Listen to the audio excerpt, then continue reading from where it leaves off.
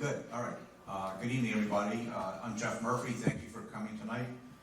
This is the third of our four-part series of the first round of community meetings regarding the comprehensive plan update. This is very exciting. I am a planning geek, and I love these type of events. It's not very often that a planner in his career gets to do a comprehensive plan update. So this is very exciting for me, and I'm glad you're all part of it. As I said, this is the third of our four-part series. We've already had two other meetings. We started east and worked our way west. We started in Jamesport, Laurel, Accabock, and Northville. Last night we had Wading River and Wading Hollow. Tonight we're doing Calverton. Last night was Wading River and Manorville. And then tonight we're doing Calverton and Wading Hollow. And tomorrow it's Riverhead and Route 58. This town is so large, we felt that breaking the meeting up into four different parts, it gives people more of an opportunity to come and participate. So we will be back again next year, so don't think this is your first and only chance that you're going to get to participate in a live audience. So we'll be back around probably end of February, beginning of March is what our anticipated time frame is right now. This is just one way of participating. We are also being broadcast via Zoom, and Chip is here, he's our Zoom operator, so people are watching us via Zoom and can participate. So happy to have all people in the Zoom audience be a part of tonight's event. Larry Levy is here, he's recording this via channel 22. The first round in the Jamesport area, that's already on channel 22, Larry, and it's also posted on our town website. All of these are being recorded and will be posted on the website and can be seen on channel 22 as well. All the PowerPoint presentations for each of the meetings are also posted on the town website. If you haven't seen our website, please do so. It is, in my opinion, one of the most incredible parts of the comprehensive plan. Far exceeds any efforts of my 40-year career. There are a number of ways that you are able to interact with and be an interactive part of the website and the comprehensive plan process. The first is that we have interactive maps for each of the hamlets.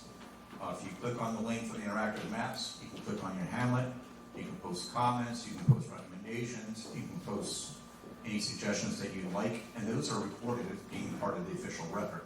And it's really a cool thing to witness. You can see what your neighbors are saying about your community, and you can agree with them, disagree with them. It's a really cool way to for the community to interact, not only with yourself, but also with the consultant. Second thing is we have the community survey. If you haven't done so already, if you click on the link on the website for community survey, there's a 25-question survey. It doesn't take long to participate, and the link will be up through the beginning of November.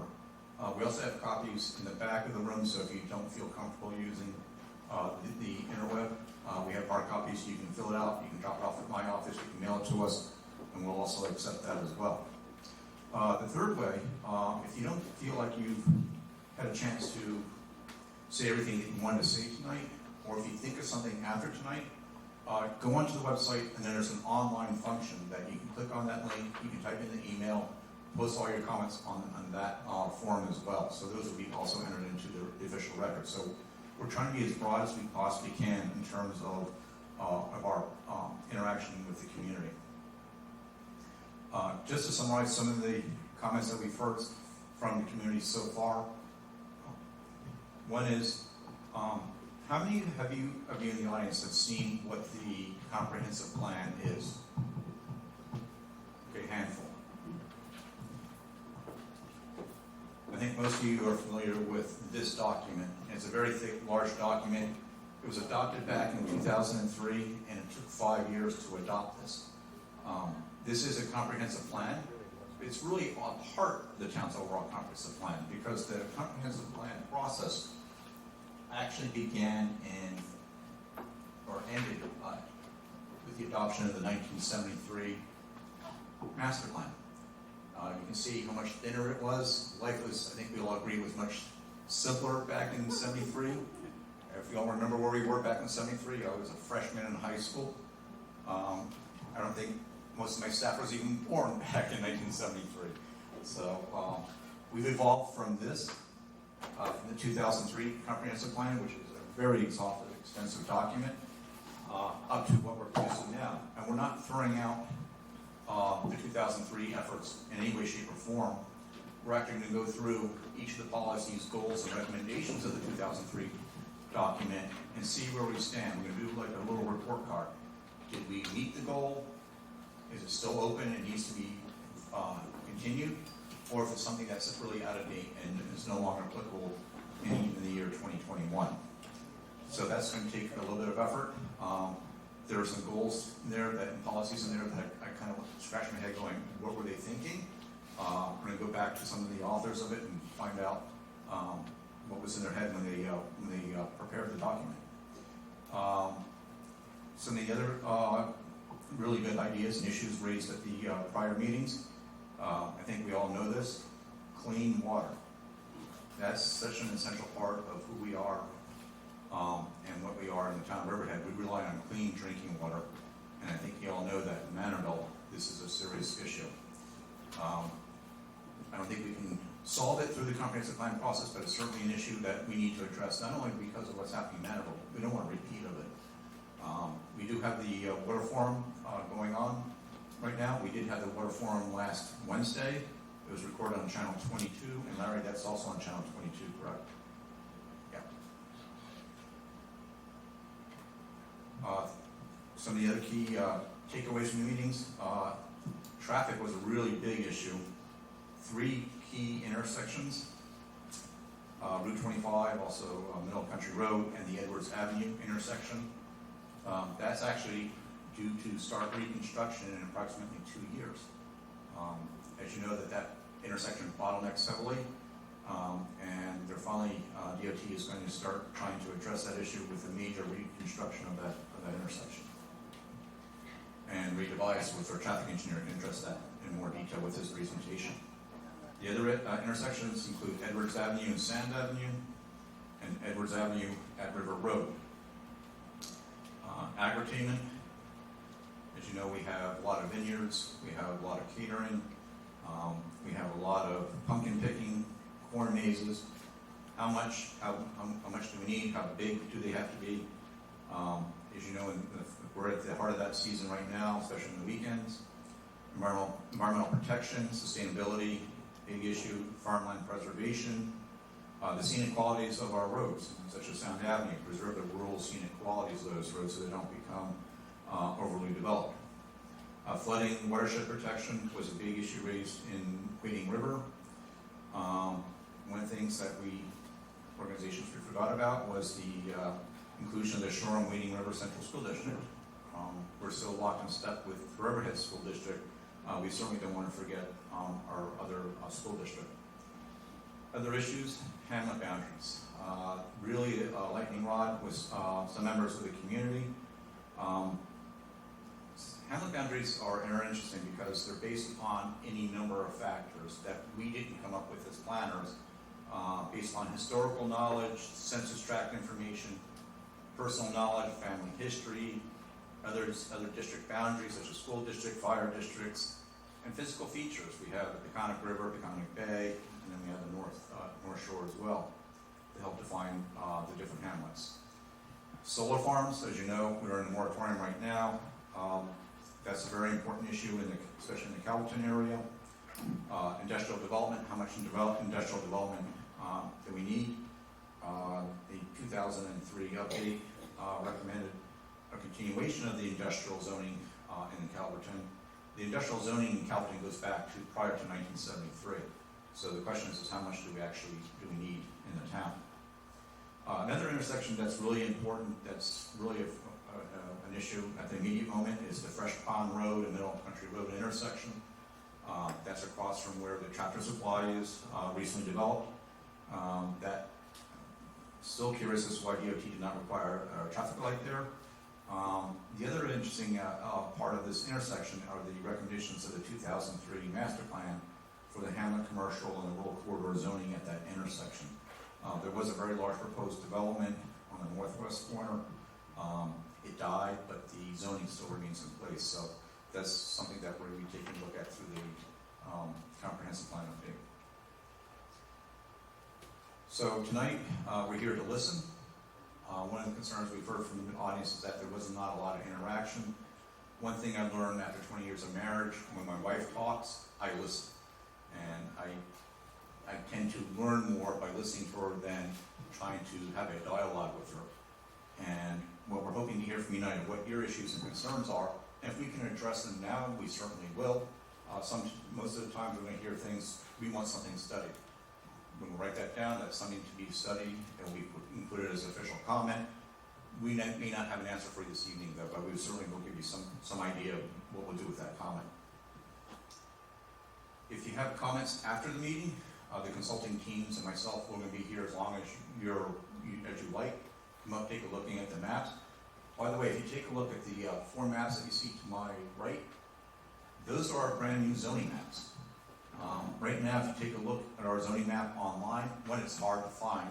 Two, it's one map, so you have one map that you have to kind of zoom in and try to find anything in the town. We made it much easier to read and to understand. The one thing it does not have that we hope that it will have by the end of this process are hamlet boundaries. If you take a look at our zoning map today, only 2 hamlets boundaries are identified. So it's kind of lacking. So it's 7 years out of date. It does not have hamlet boundaries on it. So we did the first step.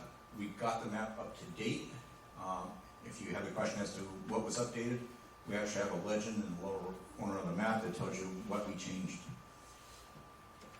So having said all that, I'd like to turn the microphone over to Bob White. Bob White is the project manager for our efforts this evening. So I'd like to introduce you to Bob White. Thank you, Jeff. Just one moment to change hands here.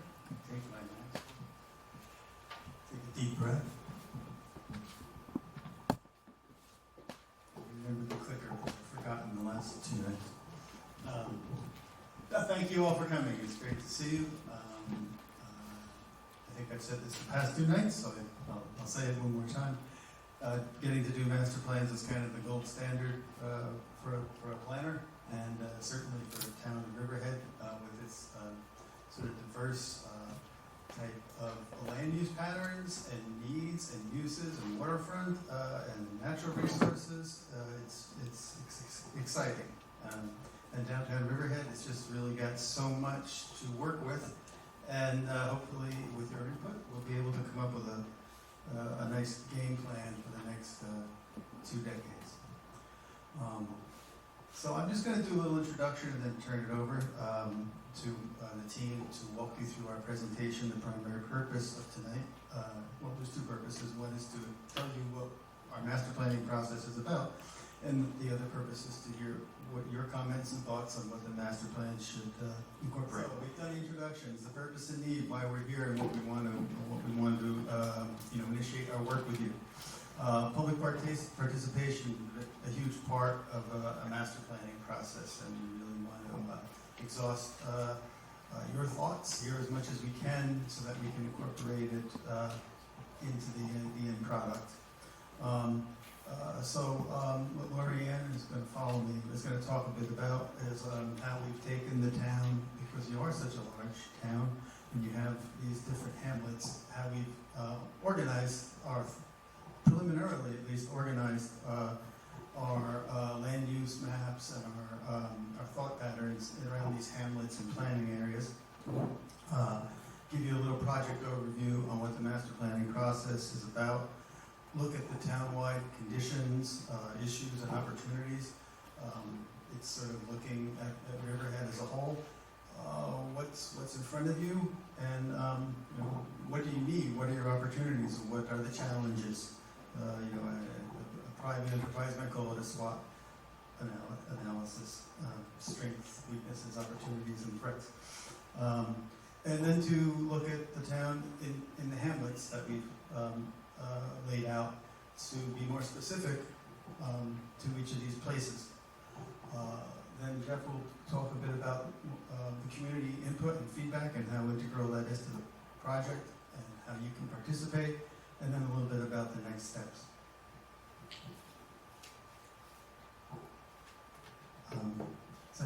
also wanted to introduce you to the team. So this is me, I'm Robert, or Bob White, and the planner, and I am the principal in charge. I'm assisted by Lorianne. She'll raise her hand. Yes, you know. She's the project manager. James Rigger is deputy project manager. He's sitting at the table. In the back of the room is Stephen Holly. He's our outreach coordinator. He greeted you in his role as outreach coordinator, greeted you as you entered the room. And if you failed or weren't able to get any of the handouts, please get them on the way out. We're assisted by L.K. McLean on this project, who will be focusing on two big issues for the town: transportation and infrastructure. And we have Ray Tobias here and Vin Corrado, and they will be talking tonight as well about those two issues as it relates to your hamlets. So with that, and we'll turn it over to Lorianne, who will walk you through our presentation. Good evening. Thank you everyone for being here tonight.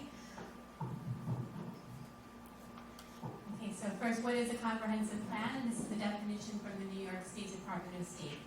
So it's the culmination of a planning process that results in the official land use policy of the community and guides its future. The purpose and need for the update. Why are we here tonight? The comprehensive plan is a very important planning tool. It's a long-range plan, so we'll guide the future of the town for the next 10 to 20 years. We'll also be addressing all the changes that have taken place, as well as the emerging planning issues since the last update in 2003. And all zoning has to be in accordance with an adopted comprehensive plan.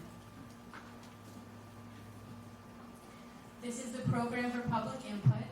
We have a project website up at the Town of Riverhead Comprehensive Plan Update.com, and there you can access our interactive map, a public survey, leave us your comments.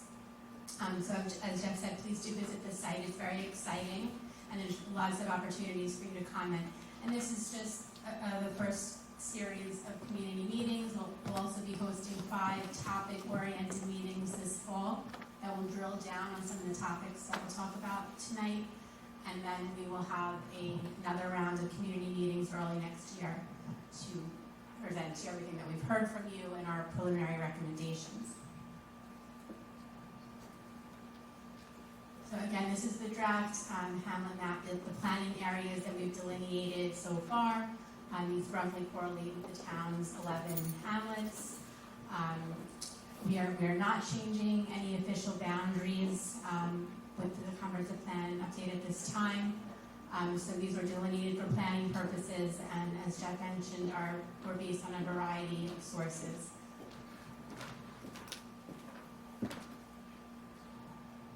To give you an overview of the project, this will be a full update of the 2003 plan with new long-term visions. We'll also incorporate some of the newer and emerging planning issues that were not addressed or were not around in 2003. We are currently working on economic and market trends analysis, which is one of the major deliverables. We are also going to be conducting transportation studies and focusing on transfer of development rights as well as other key issues. This is a snapshot of the work that we've been doing. We kicked off the project in winter 2020. We had an extensive background review phase. We've been working very closely with the planning department and reviewing news articles and all of the background planning studies. We then met with the town and planning boards last fall. We updated the zoning maps, and we've since met with the Central Advisory Committee for this project earlier this year. We've conducted about 20 interviews with town departments and other stakeholders, and we've prepared the public outreach tools. As I mentioned, we're working on the economic trends analysis right now. This is a summary of some of the key information that we heard from the stakeholders during interviews.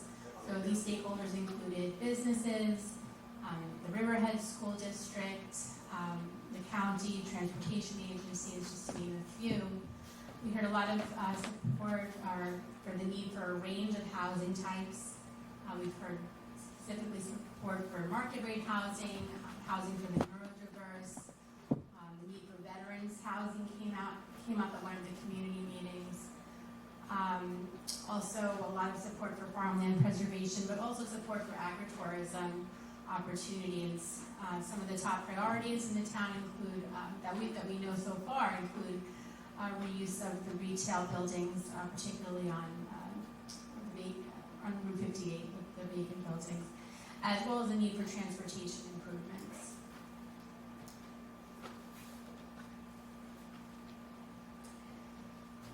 So we are going to be considering a variety of planning considerations. We want our plan to be sustainable, so we have to balance a number of issues from social, environmental, and economic factors. In terms of population, we are looking not just at conditions today, but trends since 2003, and then projecting into the future as well. In terms of environmental, we're interested in water and natural resources protection, and also some of the newer emerging planning issues such as sea level rise and resiliency and renewable energy that were not addressed in the last update. In terms of economics, we're exploring employment opportunities as well as the demand for various types of uses in the town from a market perspective, and we'll also consider transportation and infrastructure issues that LK McLean will talk to you about a little bit later. So these are some of the planning studies that we've been reviewing. We know the town has conducted an extensive amount of planning work, particularly in the downtown area. And so we're reviewing these studies from the Wading River Planning and Zoning Report, the Brownfield Opportunity Area Report, and then more recently the Transit-Oriented Development Plan and the Pattern Book. And so we're trying to build off of those recommendations as well as update where necessary. So now I'll talk to you about some of the town-wide conditions, issues, and opportunities that we've identified to date. So in terms of existing conditions, we've been collecting a lot of population and employment data from the U.S. Census Bureau. The Census 2020 data was recently released, and we see that the town's population has increased by approximately 30% since the year 2000, and we see a similar employment explosion, up by 34% in the town since 2000. And these projections were in line with what was predicted in the 2003 comprehensive plan. So Census 2020 primarily includes data on population counts, race, and ethnicity. So that's what you see here. In general, the town's population has gotten more diverse with greater percentages of minority populations. So again, we've updated the town zoning map. You see the boards here next to me. We've used color coding to distinguish major types of zoning districts, and then black labels to indicate specific districts. And these maps include all of the zoning changes that have taken place in the town pursuant to resolution since the last map was created in 2015. So in terms of town-wide issues and opportunities, I mentioned a couple. We are certainly focused on farmland preservation and transportation. We've heard a lot about those concerns from the community. Housing is another big focus for this plan.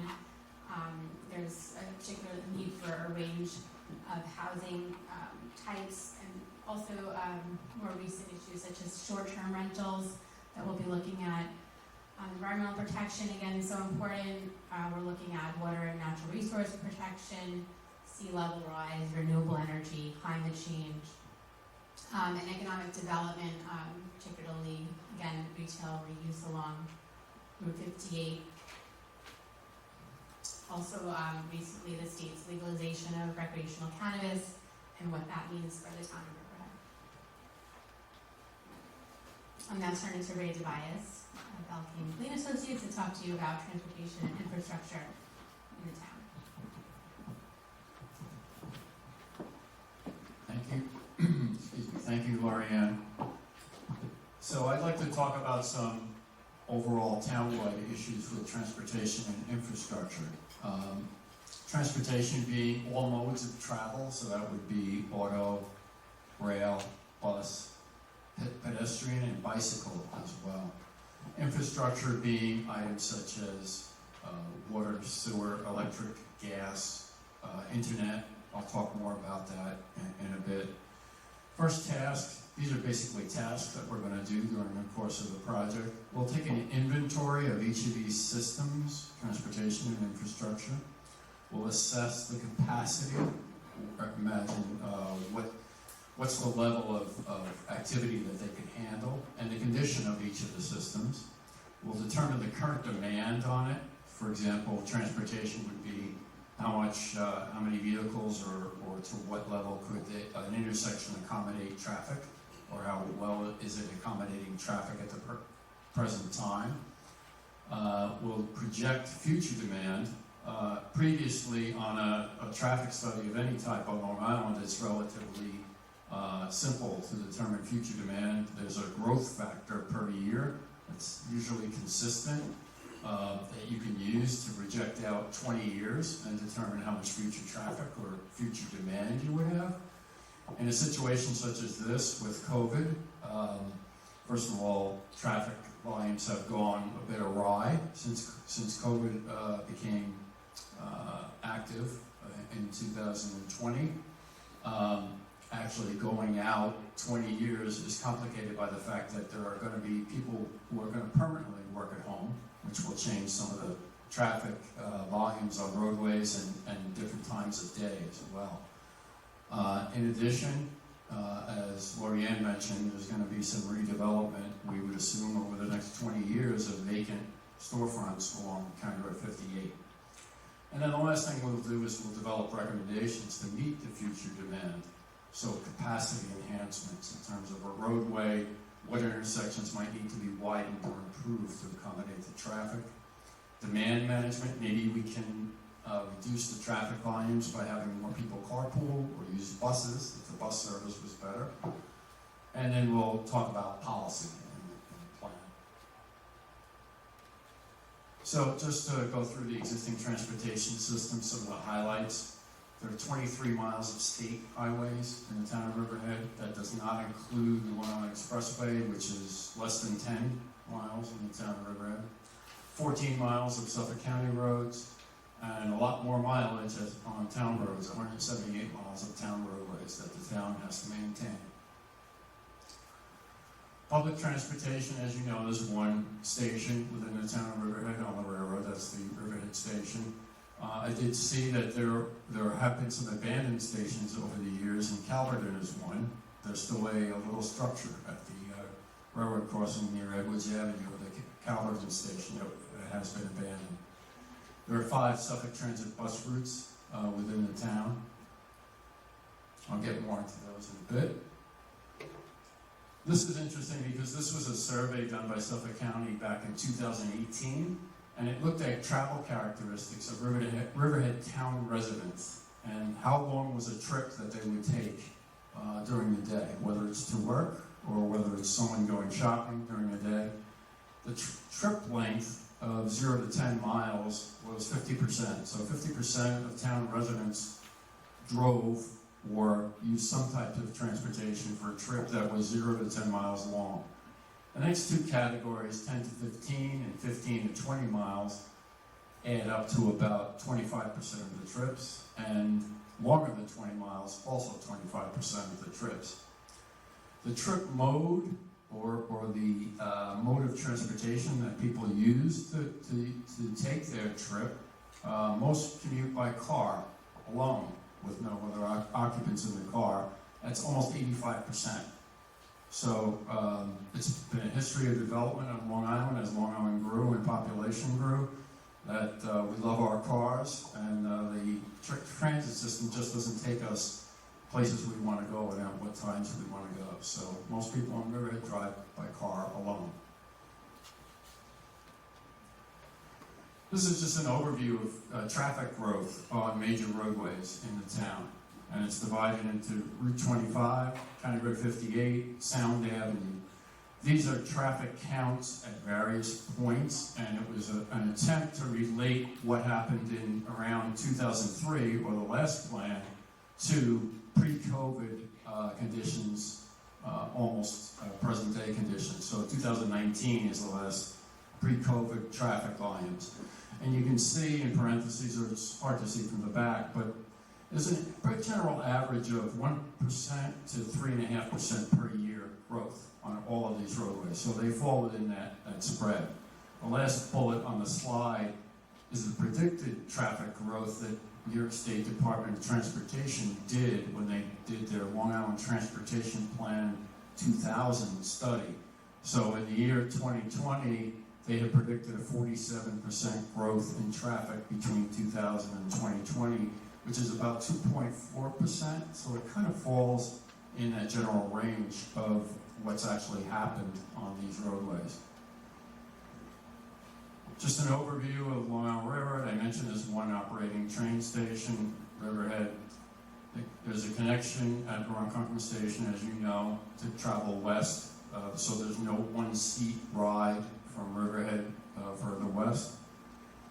Generally, there's 3 eastbound arriving and 4 westbound departing trains each day, each weekday at the station, and 2 trains in each direction on weekends. And the trip length to New York City from Riverhead is about 2 hours and 14 minutes. These are just a list of all the bus routes that Suffolk Transit runs through the town. I'll get into more detail on this later. But the last bullet just mentions that Suffolk County has accessible transportation if you live within 3/4 of a mile of a bus route. There's a curb-to-curb service for disabled passengers who need that transportation to get to a public bus route. So talk about the infrastructure as we define it and utility services. And what I'm talking about here are drinking water, sanitary and sewer, electric service, including renewable energy, natural gas service, solid waste, cellular, telephone and Wi-Fi, cable TV, and internet. In sanitary waste, most of the town utilizes cesspools and septic systems. The main sewer district boundaries include generally the Riverhead area and the County Road 58 area. There's a scavenger waste plant that treats waste from commercial septic systems and cesspools. The Calverton Sewer District, and we'll talk more about that in a bit, treats waste from EPCAL. And there are, elsewhere in the town, there's 3 private sewer facilities. Just an overview of the Riverhead Water District statistics. It's pretty old. It was created in 1916. The district covers the entire town, but not all of the town, as you know, is on public water. There's 17 active wells that are drilled into aquifers below ground. And the water quality is generally excellent, but there's some areas of contamination exist, most notably in Manorville, as we've already mentioned. Back to Lorianne for climate.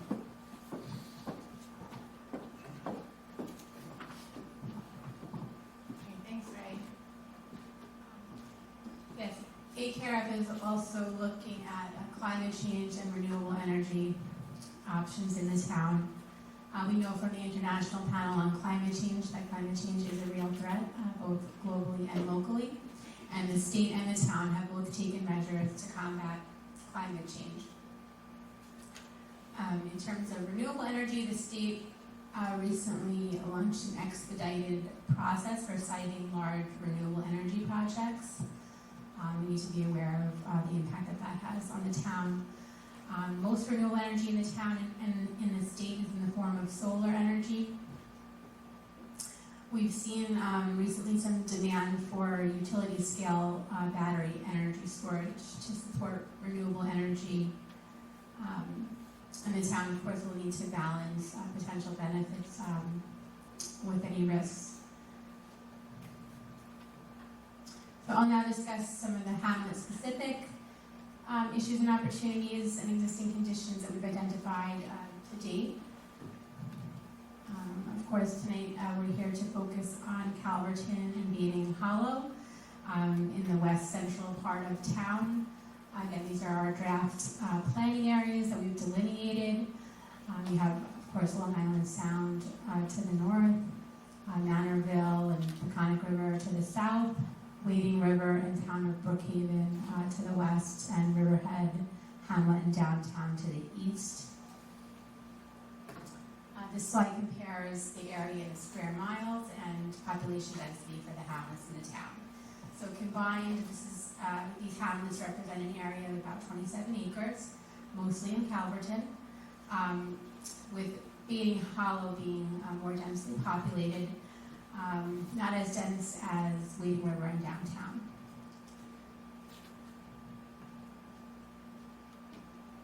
In terms of land use, Bating Hollow, as you know, is mostly residential, single-family homes. There's some large tracts of parks and recreational areas, such as the Bluffs Country Club and Bating Hollow Farm Vineyard, as well as agricultural lands. Calverton is also, Calverton is largely agricultural. We see a greater mix of uses there. We know there's an active industrial area at EPCAL, and this is the location of the town's industrial zoning districts. So again, we've been collecting population and employment data from the U.S. Census Bureau. Here you have conditions in 2019 compared to 2000. In Calverton, there was little change in population, but we see a huge growth in employment over this period. In Bating Hollow, there was about 300 new housing units that came online. Census 2020 data, as I mentioned, it is out, and we did review that there were very little population changes compared to the 2019 estimates, but the boundaries did change for Calverton and Bating Hollow. So we kept 2000 and 2019 so you can compare trends, more apples to apples from conditions in 2000.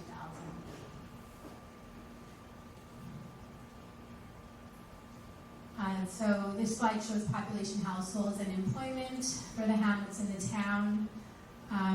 As shown, Calverton includes the largest share of the town's employment, as well as, well, actually that's next to downtown. Downtown has the largest share of the town's employment, followed by Calverton. Calverton does have the largest share of households.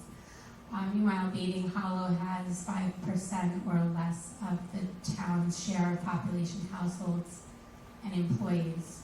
And these are employees meaning where workers work. So workers are working in the town.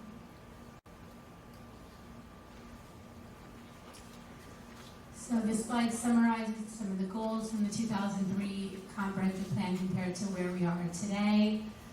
The 2003 plan included goals for each hamlet, including establishing transfer of development rights receiving areas in Bating Hollow to shift development away from the town's farmland. There were economic development goals for Calverton, as well as goals for preserving visual and scenic quality along Route 25, and goals for establishing pedestrian and bicycle connections. Today, the town is interested in revisiting the TDR program to see what, if anything, can be done to better direct development away from farmland and open space areas. We know that in Calverton, there are concerns over loss of open space and farmland, as well as concerns over the amount of solar production in that particular hamlet. Obviously, the sale of EPCAL is a huge concern. The town did establish a recreational trail around EPCAL in 2019, on a positive note. And now I'll turn it back over to Ray to discuss hamlet-specific transportation and infrastructure consideration. Thanks again, Lorianne. So this is a busy slide, and I'm going to make it busier because I'm going to list also, Jeff's mentioned a couple of locations that we're going to take a look at during the course of the plan, but I'm going to name a couple of more locations. In terms of public transportation, I mentioned the station in Riverhead, Railroad is currently looking into battery-operated electric trains east of Ronkonkoma. So any place where there's diesel service now, they're eventually looking at replacing those diesel locomotives over the course of time with battery-powered trains that can recharge the batteries. They're also looking at moving the Yaphank Railroad Station, which is the first station west of Riverhead, closer to either William Floyd Parkway or Brookhaven Lab. So it's going to move east.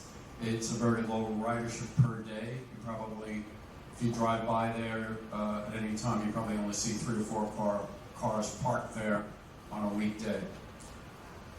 Suffolk Transit, I mentioned a bunch of county bus routes within the town. The ones that are applicable to Calverton are the S62 route, which runs from Lake Grove, all the way from Lake Grove to the county center. There's 1 hour headways or 1 hour intervals between buses, and there's no service on Sundays on that one.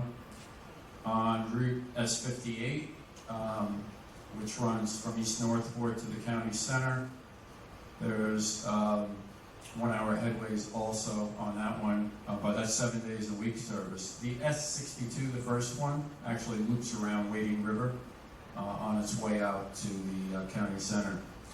And Route 8A is a route that runs through Riverhead. It runs from Calverton Hills to the east campus of Suffolk Community College. And that runs once an hour and not on Sundays. The county is actually conducting a study called Reimagining Transit, where they're looking into reallocating bus routes and also bus service. They propose to have that study completed with recommendations by the end of this year. So we'll see how that goes, because this study will go on well after that. So we'll be able to incorporate or discuss some of the recommendations of that study within this one. On the right-hand portion of the slide, the major roadway facilities are listed, whether they're in Calverton or Beating Hollow. In Calverton, we have New York State Route 25 or Middle Country Road, New York State Route 25A, the Long Island Expressway.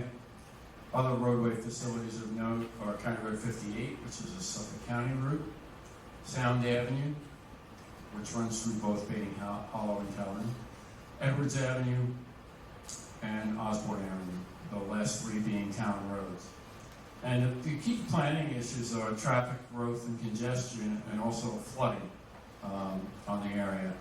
In terms of transit, you need to improve access to public transit so more people can use public transit and reduce traffic on the roadways. So some of the things we're going to be looking at in terms of traffic growth are the development of EPCAL, and in addition to the industrial core area of EPCAL, the ultimate development, or what could occur.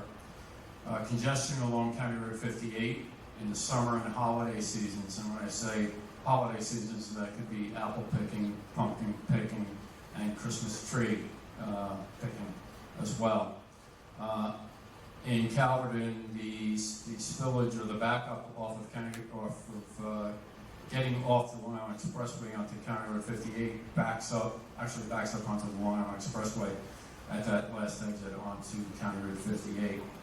Similar, Sound Avenue has the same type of peak traffic in the summer and the fall seasons, and it's a heavy bypass that's utilized during the summer. I should have mentioned the projection, the traffic counts we did, comparison of 2003 to 2019. We had 2 exhibits, the first 2 here, that look at some summer traffic counts that were done this summer. The growth in traffic is a little bit different because we're still under COVID influence, but we have multiple locations, and you can come up and take a look, and we can guide you through the exhibits here. So Jeff has already mentioned that DOT is going to improve and widen the Middle Country Road Edwards Avenue intersection. That should be completed with construction in 3 years by the end of 2024.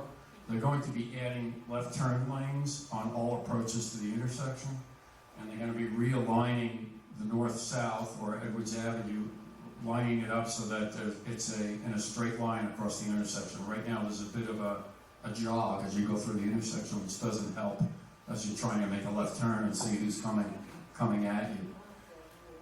There are multiple flooding locations that we've been told about and we're aware of. And a lot of them seem to involve Edwards Avenue, actually. One is actually on Sound Avenue, east of Edwards Avenue, in the vicinity of Owens Landscape. And these are chronic flooding locations during heavy rains. Another's on Edwards Avenue, about a quarter mile or a half a mile south of Sound Avenue. Another one is flooding on Manor Road, which is opposite the entrance to Splish Splash in Calverton, and that's at the right angle turn just north of the Splish Splash entrance. Jeff also mentioned River Road at Edwards Avenue, the intersection there, the alignment going through that intersection. Traffic speeds are pretty fast coming northbound. People who have coming off Nugent Drive and heading up Edwards Avenue are moving pretty quickly. The roadway's wide, so if you're on River Road, it's tough to get across the intersection safely. So we're going to be looking at that. And also Edwards Avenue at Sound Avenue. That's an intersection that has a traffic signal, which is a good thing, and a left turn arrow going west, but there's no turning lanes. So if you get somebody waiting to make a left turn on one of the other approaches to the intersection, you have to wait for them to make the left to get out of your way. In terms of EPCAL, this says pending application for an 8-lot subdivision, and is that still the case? Okay, that's the industrial subdivision. And we have some peak hour traffic projections. These are new trips that would be added by that industrial subdivision, which is quite a bit. In the morning peak hour, 5,000 new trips. So that's the total of traffic coming in and out. So that's, maybe probably in the morning, most vehicles are going in, so you might have 4,500 coming in and 500 vehicles coming out. Evening peak hour is almost as high. And the weekend peak hour is a lot lower, but it's still 770 new trips in the peak hour. So these are big numbers that we need to take a look at. In terms of sanitary and solid waste, I mentioned the private cesspools and septic systems, and now you have the new IA systems that are replacing the traditional cesspool and septic tank that the health department has instituted, county health department. The Calverton Sewer District right now covers the industrial core, or the area where the industrial uses are. The Calverton District was formed in 1989 when EPCAL was transferred to the town. The treatment plant was built in the early 1950s.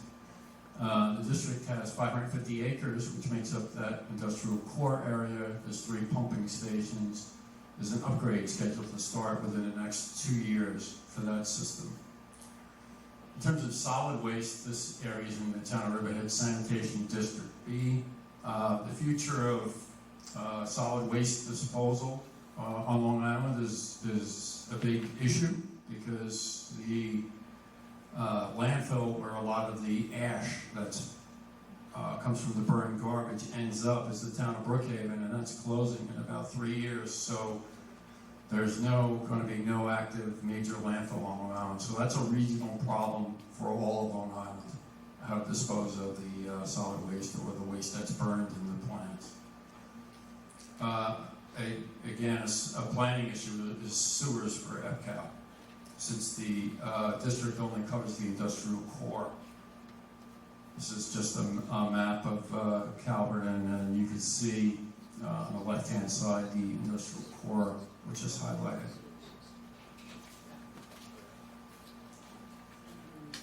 In terms of water, gas, electricity, and internet, on an overall basis, there's a water issue, or water supply issue for any future growth in the town. There isn't enough available water, so that has to be looked at. And again, related to EPCAL, there's several items.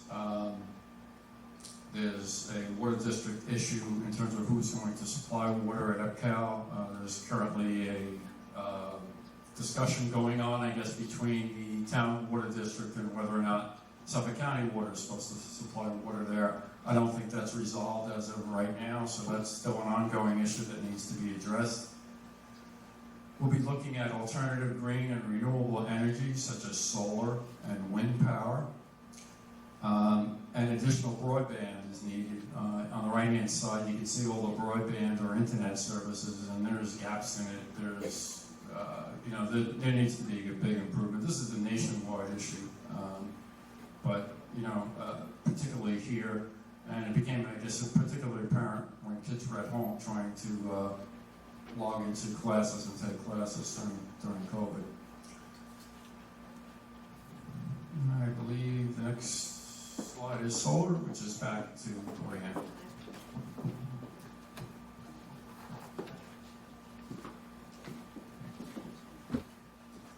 So just to give you an overview of the solar energy project in the town, of course, they're all in the Calverton hamlet where the industrial zoning districts are located.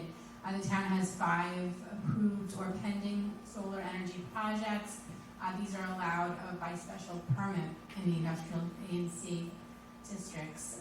2 of these projects are in development. The Riverhead Solar at 36 megawatts was approved by the state, and the Calverton Solar at 22.9 megawatts.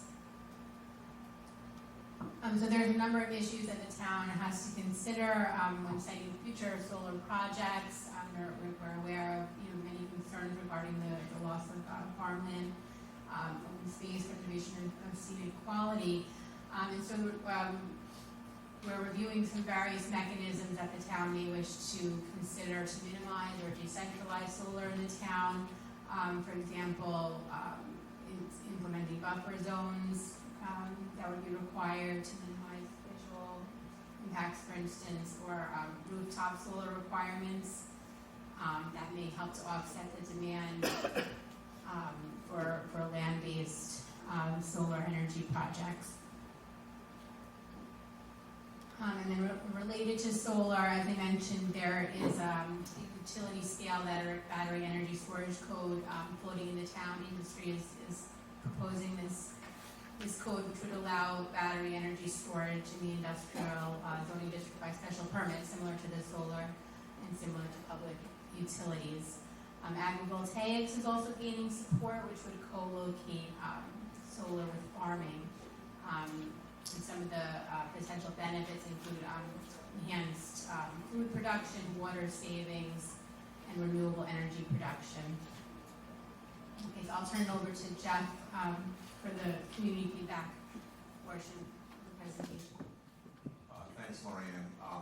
As you can hear this evening, we have a lot of information to share with all of you. Don't think that you're going to be having a test on this later this evening. All of this information is posted on the town's website, and we're now going to turn the meeting over to you as the public. And the first person that wants to speak is our town supervisor, Yvette Aguilar. Yes, I want to thank everyone to be here. This is such a critical project that we have embarked on, and it's we need the community engagement, community involvement, and this is our plan for the next 20 years. And it's actually our roadmap. And I know there were a couple of comments made on our water, and we do have my liaison for my office here, Kenneth Rockwell. We did hold a meeting last Wednesday. It was well attended. It's also online, available for the public to see. It's the first water forum that we conducted. There was a lot of information that was shared with the public. We have been engaging with 2 senators and our congressman. Our support for water in the Manorville area has moved forward from the House of Representatives to the Senate.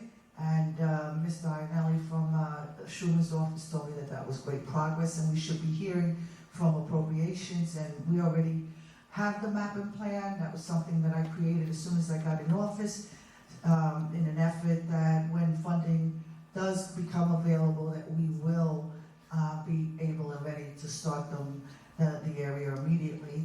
And so we have Manorville as a concern, and we also have the issue with water. I can tell you that there's been some rumors that we don't have enough water, and people putting fear in other people's. That's not the case here. We have plenty of water. However, we need the infrastructure. And I think I'm gonna let the councilman who's charged with this and coordinating the forums elaborate a little bit more. Kenneth?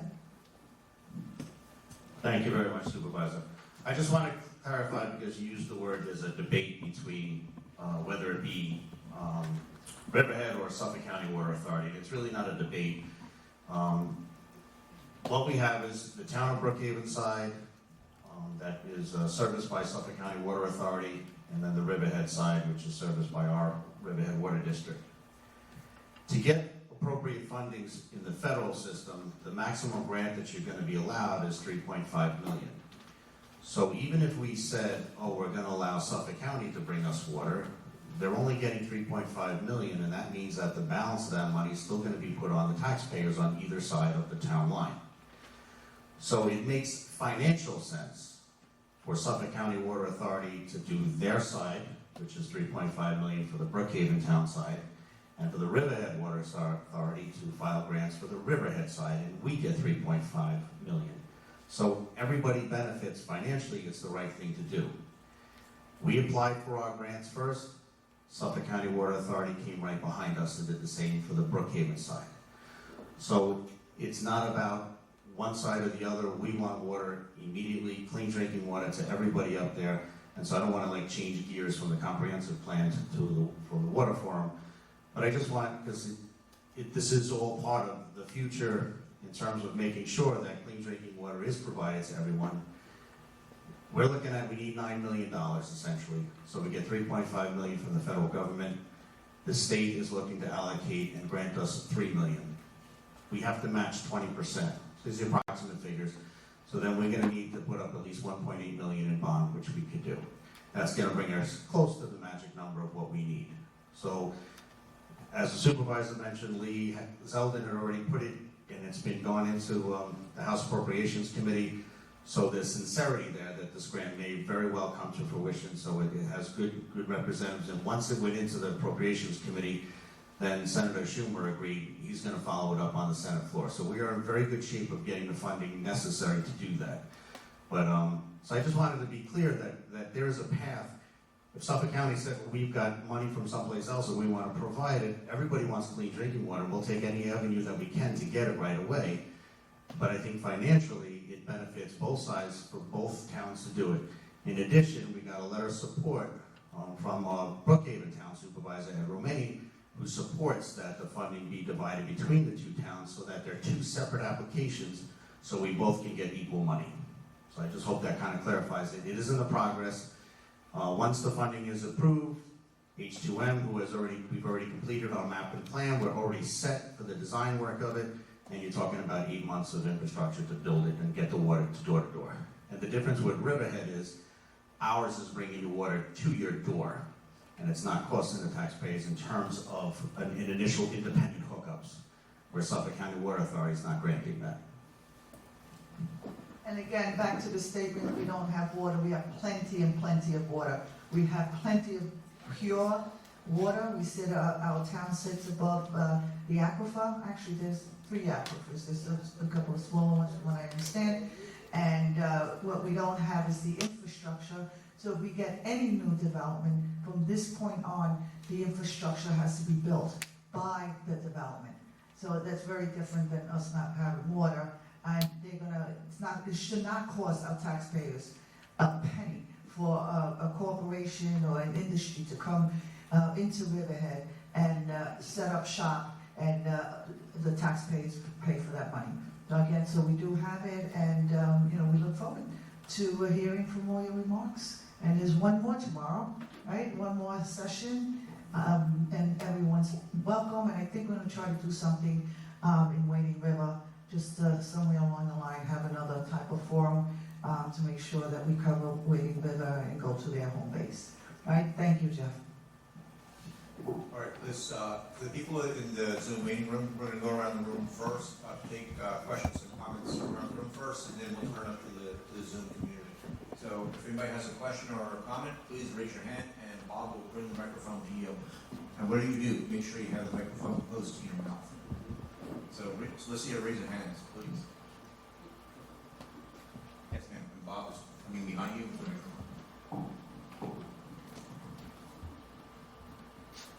Hi, All right, take the microphone. There you go. thanks.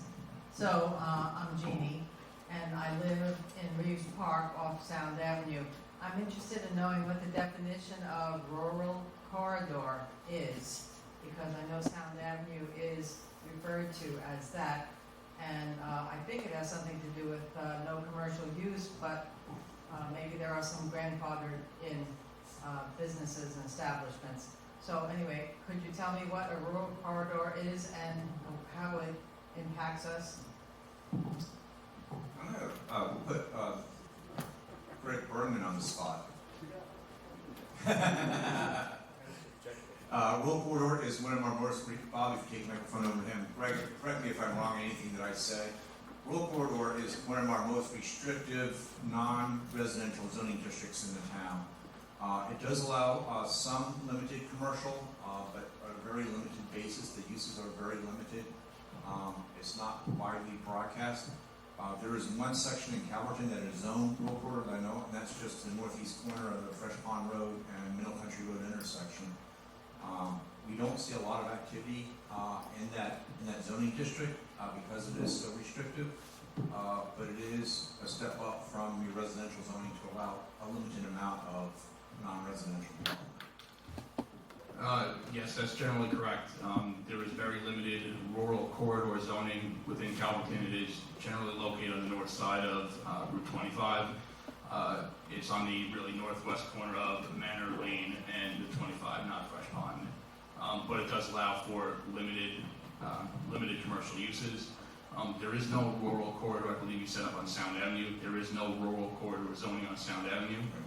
That is typically APC zoning, and there's probably a mix of RA 80 and RB 80. So yeah, most of the Sound Avenue corridor is pretty restricted from commercial use.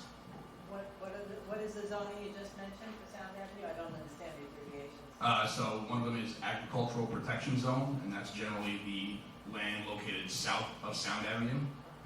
Minimum 2-acre zoning, traditionally it's a agricultural zone. It allows agricultural uses, single-family residential on a minimum 2-acre lot. If there were subdivision applications, there are clustering requirements which would preserve farmland. The north side of Sound Avenue is typically where you have those residential A80 and residential B80 zoning districts. Again, residential zoning districts, they allow agriculture and agricultural type uses. Jeannie, if you come up after the meeting, we have the zoning maps up here, and we can help you identify those areas. Great. All right, anybody else with a question? Thank you, Greg, for that. Mike Foley, raise your hand so Bob knows you. I know most of you, Bob is not. Thanks, Bob. Mike Foley for Reeves Park, which is considered Baiting Hollow for the purposes of the comprehensive plan. Just to go back to the 2003 comprehensive plan, and I know that the core content of this comprehensive plan that we're undergoing now is really to update, not to create. We have a comprehensive plan, and I think it's important to look back at what we did and what we did not do from the 2003 comprehensive plan. And Jeff, with that big book, section 5, which is located in your book on pages 5 to 15, 16, 17, and 18, describes protecting the visual quality of scenic corridors throughout Riverhead and work to improve the scenery along other roads. And on page 16 of that plan, it identifies 18 corridors that should be considered scenic. One of them is Edwards Avenue. And I think everybody would agree that putting solar farms on Edwards Avenue does not enhance the scenic capacity of that road, but it's happened. You have buffers there, and it's nice to not see what many people would consider an eyesore with the solar panels. But it certainly inhibits the view of the scenic corridor as it was intended underneath the plan. And Greg, I know you mentioned that Fresh Pond Road and Manor Lane are one is and one isn't. Both are considered something that should be considered as a scenic corridor. And of course, Sound Avenue, as you know, Greg, is considered a historic corridor since 1974 by Senator Laval. But it's also understood that a historic corridor doesn't have the same protective value that a scenic corridor has. And I think we have been remiss as a town over the last 17 years to not really try and lock into scenic corridors and then to protect them, not only by making sure that the zoning is proper, but that the accessory to the established zoning is limited. And I'm going to give you an example that is right now going on at the Baiting Hollow Farm Vineyard. Most people know that vineyard on Sound Avenue off Edwards Avenue. It's been there a long time. And for many years, there have been complaints and there have been code violations that have not really properly been enforced.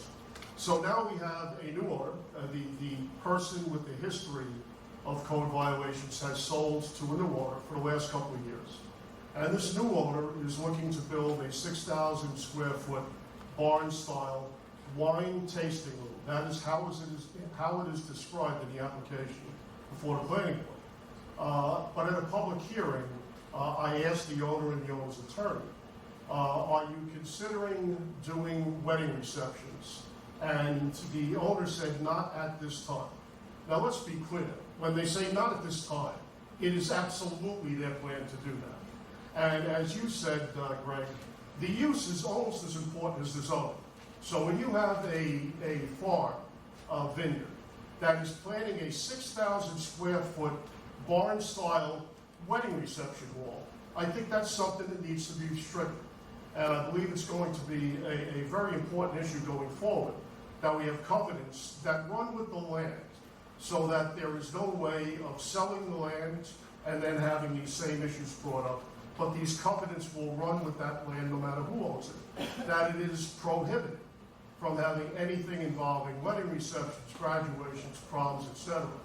And furthermore, there are sound systems out there right now. And it's not just that. But let's talk about the problem that is imminent if we don't have proper discipline in limiting the ability of usage on this barn-style tasting room. So I just wanted to mention that because I think it's one of many examples of problems we're having right now with industrial and retail developers who have never seen a plot of land that they would not prefer to clear cut and put something new on, rather than to reuse hundreds of thousands of square feet in retail space that we have right now in Riverhead available, that are vacant. This is what we should be doing. And presently, I believe at the next town board meeting, there is a resolution to establish a moratorium on the solar farm. I think most of the damage with solar farms, most people that are familiar would agree that the damage has already been done. But Yvette, I would encourage you to strongly consider over the last month of your term before the election to look to expand the moratorium to all industrial and retail development. There's no reason why we can't do that. It would be a wonderful start if we could tell developers, instead of clear cutting land and developing, to go to vacant space, reuse the vacant space. This is what our IDA credits should be looked at. Giving the ability to backfill areas that we have right now vacant, rather than clear cut other areas. And it was a thing that just clear cut 12 acres. What's the name of that development? Hobby Lobby, which happened, I don't think it happened, I think it happened before you were elected. But this was a piece of land that is right off of 58, that was all trees. And they came in and cut down 12 acres when there were probably 50 acres within walking distance that they could have repurposed. So I think that's an important part of this master plan now, to make sure that before another tree is cut down, that we look at all the vacant space that we have and insist that the developers of industrial and retail space use that vacant existing retail and industrial square footage to put in their new ventures.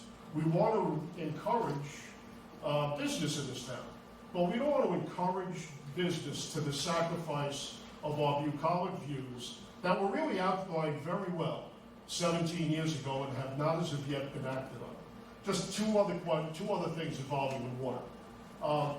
Right now, we have an Article 78 case that was initiated, thankfully, by the town of Riverhead against the DEC and CNA Mines, which is a mining facility on Youngs Avenue, right next to the Superfund site of our ex-dump. There has been recent information not only confirming but also adding to the urgency of us making sure that mining companies do not dig into our aquifer. And right now we have CNA Mine that is looking to penetrate our existing aquifer next to a Superfund site going 80 feet through the aquifer. Now everybody understands leaching, actually the guy next to me understands it better than me. But certainly, these are things we have to protect, and I'm thankful that the town board has that Article 78, and on October the 5th, we're supposed to get a hearing in Albany on that. It is critical, and I'll just hand the microphone back and say, thanks for what we're doing here. Let's keep our eye on the ball, and I'll end with one question for Bob or for Jeff. You know, it's always disappointing when I come to a meeting like this and see that elected officials and paid-for employees and consultants outnumber the town fund. It's not your fault. You're giving stipendium. People that are interested show up, and people that aren't either stay home and go on Zoom, and I'd be curious to see how many people are on Zoom tonight, Chip. But it's important that you give us the audience. But the public survey that is online, I agree with you, Jeff. I think it's the finished product was a long time coming, but in my mind, it is a very valuable resource. And I just wonder, is anybody keeping track of how many public surveys have been filled out yet? Thanks, Bob. Lorianne, do you know the answer to that? Yep, approximately 250. Oh my God. How many 250. total? Oh, So far, the survey will remain open until November? November. At least November, and we can extend it if we. Yeah, That is not an encouraging number. that's not an Town of encouraging number. 30,000, we had 5 times that number on a marijuana survey. Yeah, on the pattern book, we had over 1,000. So we need to do a better job getting the word out. We've been up to 16. 16 people are in the waiting room for the Zoom meeting. Maxed out 14 now. Hi, Mark Hobner, part of the Ad Hoc Central Advisory Committee for the Comprehensive Plan. This is my 3rd or 4th meeting, and I think if I go to 3 more, I'll remember all the things I should be remembering. Briefly, for the hamlet of, I think, Northville and Aquabog, flooding along the North Road, Sound Avenue, between Manor and Church, and flooding on Church has been a disaster for the 35 years we're out here. Yeah, I didn't know if it got mentioned during that Hamlet meeting or. It has not. That's where the garlic firm is. Yeah, no, that's doctors or something. That's No, Church Lane. Church Lane, where the church is on the North Road. Yeah. Okay, Near the Andreessen and property. church itself. Near the Andreessen's property. Yeah, thanks. The other thing is, and I haven't heard it yet, is the merge between 25 and 58 going east to 105. It's gridlocked, I don't know, twice a day. And I know we've begged the DOT for a right-hand turning lane to go south on 105. That's got to get fixed. That's disgusting. So anyway, one question I had for the transportation, the improvement of public transportation, mass transit. What are the behavioral studies that we've done that would really really make people get on the bus, to get on the extra train? Who's carrying out the behavior studies on that, on how to get people to start using mass transit, especially in a car-oriented society to begin with? And that number, 85% of single driver car trips is indicative of the rest of the culture. So how are we going to change that behavior? And then the final thing was, Lorianne Shedd at the beginning of one of the early slides, it talked about long-term visions. Where are they coming from? Who's got them? Who contributed? What do they look like? And are we part of that process of visioning for Riverhead? Thank you. I remember you mentioned at one of the prior meetings, Mark, about having vision statements, and the 2003 plan does actually have a vision statement for each of the sections that I'm talking about. So I think it's important when we go back and revisit that document, is to revisit that vision statement. It's interesting because it's like a time capsule. Where we were 20 years ago, and now we're here. How have things changed? That vision, how's that vision statement? Is it still valid to this day, or has it changed? And that's an interesting exercise. It's like a time capsule. It's like the finding the time capsule in the church. It's a historical document, and seeing where we were 20 years ago, where we are today. I just want to mention to Mark that the Suffolk County Economic Development did begin a Norfolk Traffic and Transportation Task Force. And so we did have our first meeting a couple weeks ago, and we discussed specifically Sound Avenue corridor and different ways on how to utilize the flow of traffic throughout, particularly October. So that's our farm festival and pumpkin picking. It's a standstill, as we know, from Wading River all the way out to Jamesport sometimes. But they are looking at one of the things we talked about, and we have to work together with the town of Southold towards whether we're going to limit left-hand turns into things like, for example, when you come to Harps Farm, do you immediately make a left to go into Harps Farm, or do you have to go down into Southold and come around where the Norfolk Roadhouse is and come back in a different direction? Our chief of police is talking to Southold chief of police. We are looking at it. They're also looking at trolley systems to put in place, especially this time of year. They did have a trial one a few years ago, and it was actually very successful, so they're looking to explain that back. So we just had our first meeting, and so it's a beginning process, and hopefully we'll get some guidance overall. Bob, if you could bring the microphone up front, you have some hands up front.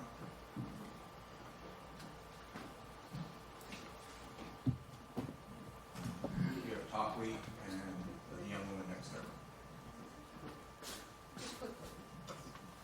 My name is Linda. I have a couple of questions because I didn't hear it in this area brought up. But coming up Mill north of Home Depot, that road floods consistently. There's a drain there. I don't know what that drain's purpose is because it certainly doesn't take up the water. It's across from the little farm stand that's there. During almost any rain, that street floods to midway. In a really bad rain, it floods almost all the way across, and it floods actually in several sections, even a little bit further south of that farm stand. In the winter, when it rains and freezes, it freezes across that road. If you can watch people slip and slide heading head-on into each other on that road, it's a frightening sight. So that, I think, needs a thought or consideration. And in terms of trolleys, almost every place I've ever been to where they have a trolley system, that they have the on-off, you have the capacity of buying a day ticket, and on-off all day, you can go to these different events and not be drunk driving from one to the other, which is also another issue. Thank you. And just so everybody knows, we're taking down all your comments. Jim Corrado was writing down yours, comments about the flooding issue. All the comments that we hear this evening and last night and Friday night, we are writing this down. The first round of comments is already posted on the website, so expect in the next week or so that we will have your comments this evening on the website as well. Hi, Tom Preacher, Calverton. I think I have three things. I'm going to cover a little of the same ground, but so I'll be brief. Talking about the rural corridor language and referring back to the 2003 plan, I noted that there are 8 roadways, or 7 really, that are in Calverton, Bating Hollow area. Edwards Avenue, Osborne, and Sound Avenue have already been mentioned. In addition, are Deep Hole Road, Fresh Pond Avenue, Route 25, which I refer to as Middle Country Road. We do have that in there. The other is it's not a roadway, it's Long Island Sound waterfront. The 8th area is the Greenway system, which is in Chapter 11 with Parks and Recs element. So if we're looking at where we've been and where we'd like to go, I'd like to see stronger language in there for protection for those areas, those roads, in this plan for certain. I think that would address quite a lot of some of the things that we see that we're spending time on for our elected officials who we're paying to take a look at these things. Perhaps they shouldn't even have to. If we put the language in there that represents what we feel needs to be here, then they're spending time on things that we're concerned about versus what developers are more interested in because someone might be asleep. And I mean residents and elected officials on both of those counts. I'd like to make sure that there's stronger rural corridor language on each of those areas I mentioned. I do have a question about the survey. Someone asked me, I heard you say there's 250 filled out. Sure, we'd like to have more. I think what's much more important is the quality of the discrete entities that fill out those surveys. I'm sorry? I'd like to see the discrete quality, meaning that only one person, and that person is a resident in Riverhead Town, is who's filling out that survey.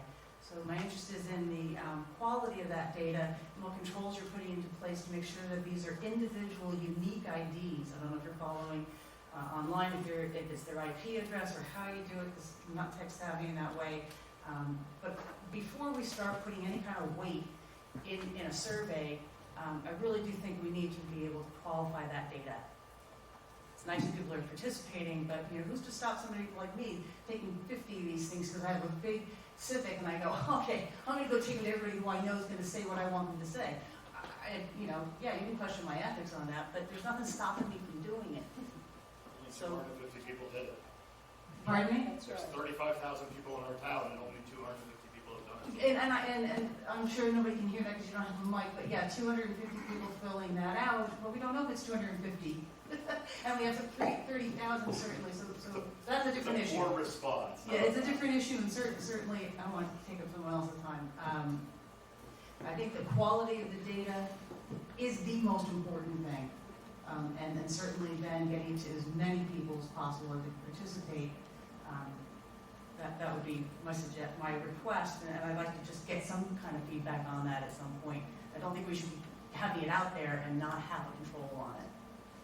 I think that's pretty much all that I've got. The third part really speaks again to the rural corridor language, and Mike Foley speaking directly about Benning Hollow Farm Vineyard, because that's the newest project in front of us, but there's nothing stopping anybody, right, besides them from wanting to make a 6,000-foot structure to have an entertainment hall or a prom and wedding hall, exactly, graduation. I don't want to stop these kinds of things. I mean, we should have places that accommodate that, but I think the bucolic nature of our community, the reason we don't live west of William Floyd Parkway, is what we need to be protecting. And if we have farmland preservation, I know it's been brought up a few times tonight, it's in the agenda that you have. There is a lot of valuable farmland in Calverton that doesn't seem to be slated right now. And they're on those roads that I mentioned earlier. So those are I know that people have been talking to me about that and are very concerned, and they can't be here tonight, but maybe we'll hear from them again in the future when you have the next meeting. Thank Very you. good. You're very welcome. Anybody else? George Bartnick? Thank you very much, George Bartnick from, I used to say Calverton, but I guess I have to be corrected. I would say Calverton because I didn't feel like I was rich enough to say Baiting Hollow. That's right. But thank you very much for this forum. And you referenced the 1974 master plan. And I don't know if people are aware of what the ultimate build-out for this town was predicted at that time. 1974, the prediction of the ultimate build-out for the town was 140,000 residences. So we're not really doing too bad on that note.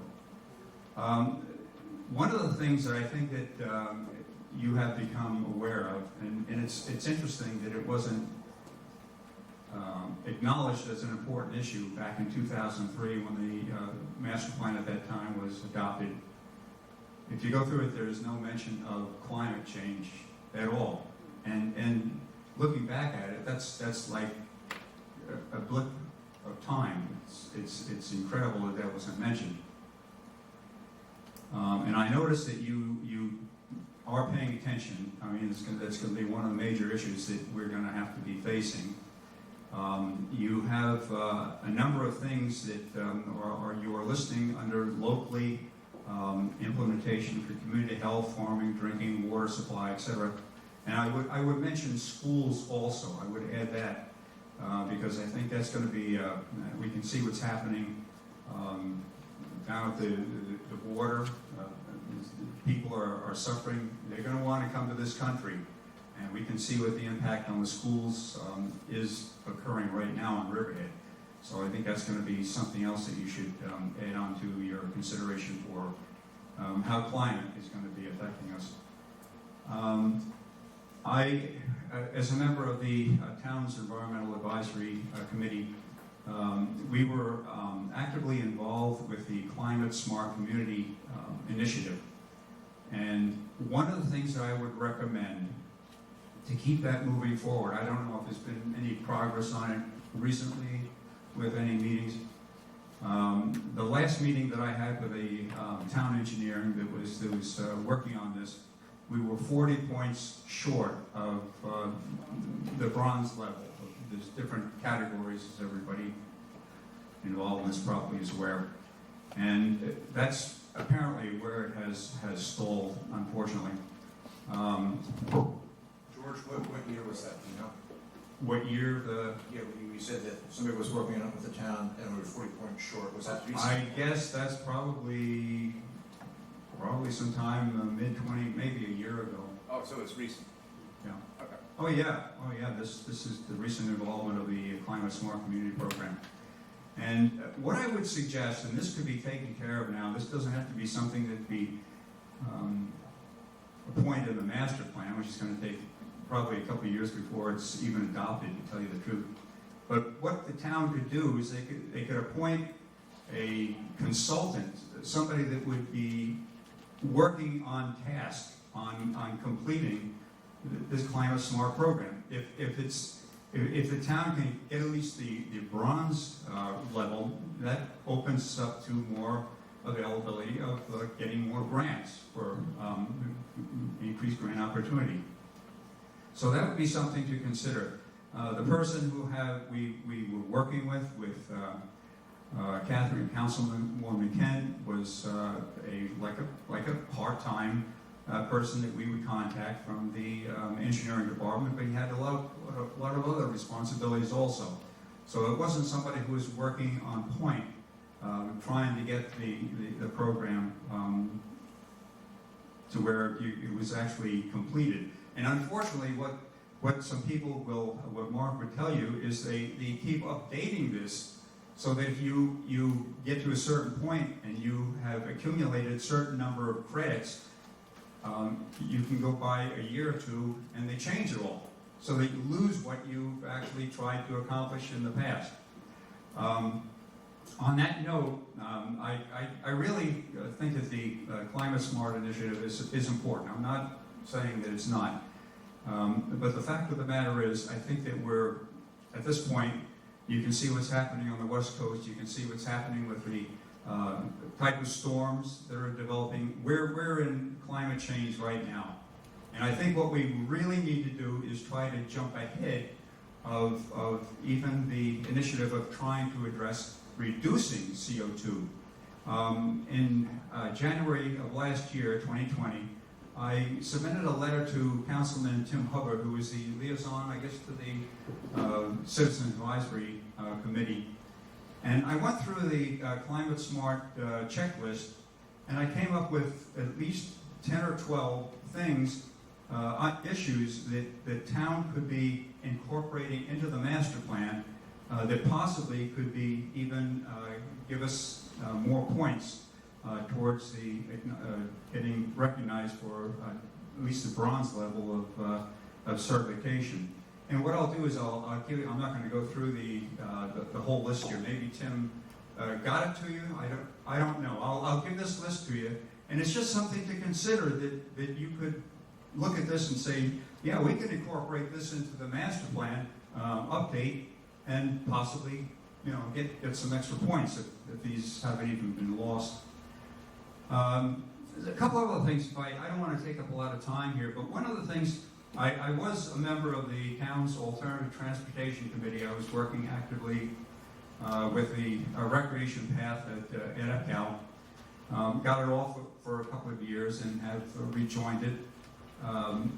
And one of the things that I would strongly recommend is, you're probably aware, this is before you came on board, Jeffrey, that the town back in, I guess it was the early 2000s, that they got a $3 million grant for bike paths along the roads, the corridors. And some of those bike paths are good, and some of them are actually, quite frankly, they're dangerous. And one of the things that I would recommend, and I will to Councilman Raphael at the next meeting we have, we should consider going back and revisiting the current designated bike paths that we have in this town. Maybe some of them could be improved so that the bike paths would become safe and would be used more than they currently are. Maybe some of the paths that were adopted years ago, maybe they should be abandoned, quite frankly. One of the things that I also would like to consider, and this is the last thing that I'll mention, is that with going back to the Climate Smart Initiative, with all the solar farms that we have developed in this town, I would think that maybe, and one of the questions that's always come up is, what is the town of Riverhead getting out of the solar farms? What is the benefit to us? Well, I guess it's taxes in lieu, or payment in lieu. I don't know what the structure is for the payment to Riverhead, whether it's taxes or payment in lieu.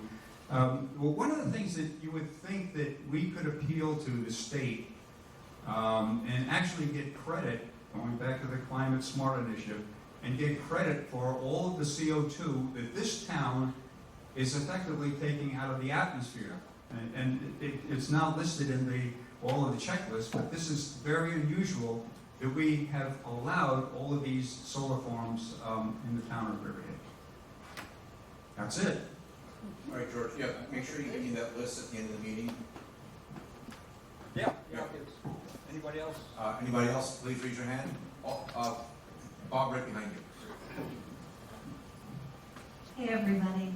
First, I want to say thank you to everyone for being here tonight. I know we would like a larger turnout, obviously, but I see people in the room that speak up regularly on the behalf of this community, and they really do a great job. So I wanted to start by thanking them for that. Oh, by the way, if people don't know, I'm Catherine Kent, and I'm on the town board. Forgot to say that. George, by the way, I lived in Bating Hollow my whole life, and I'm still using a Calverton mailing address. Tonight was the first time I realized, oh, I guess I should put Bating Hollow on there now. There is one more issue. One more. So I do want to piggyback on what people have said about the Bating Hollow Vineyard. For me, that's a concern for it to be expanding the way, the discussion is for it to expand. Because you've got the Vodka Place, Bating Hollow Vineyard, and the Cooperage all right there, and there are, what I see quite often, the parking is crazy. The parking, people park up to me, and you see a lot of people walking between, and it's dangerous because there's a lot of traffic. Sound Avenue is a narrow road, and also as far as sound, they're having that problem out in Jamesport currently, with residential area. There's a catering place that's outside in a residential area, and I'm concerned that we may be going down the same path with this here. So I do think that's something that we need to be very careful about. Somebody, I think it was Mark or Mike, actually brought up about the landfill, and if someone doesn't know what that's about, Suffolk County Health just did testing on 19 landfills in our area, and they did find contaminants at our landfill, and I believe the movement was northeast, I believe, on that. So certainly on Long Island, that's something that we need to really be careful about. There's a lot of emerging contaminants on Long Island, and that's something that we need to be careful about.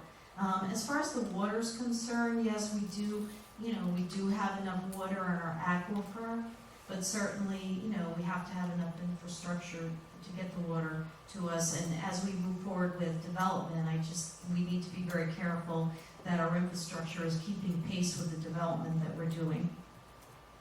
Glad that you brought up climate change, George, and certainly, we have Bating Hollow, of course, is along the Long Island Sound, and in the last 10 years, the storms are just so much more frequent, and the damage is really more severe. So that's certainly something really to look at along the bluff in Bating Hollow. And George, you did refer to the Climate Smart communities. Are you guys familiar with the Climate Smart? That's through New York State DEC. Mr. White, are you guys familiar? Sorry, you're being diligent about taking notes. Are you familiar with the Climate Smart Communities Initiative? It's through New York State DEC.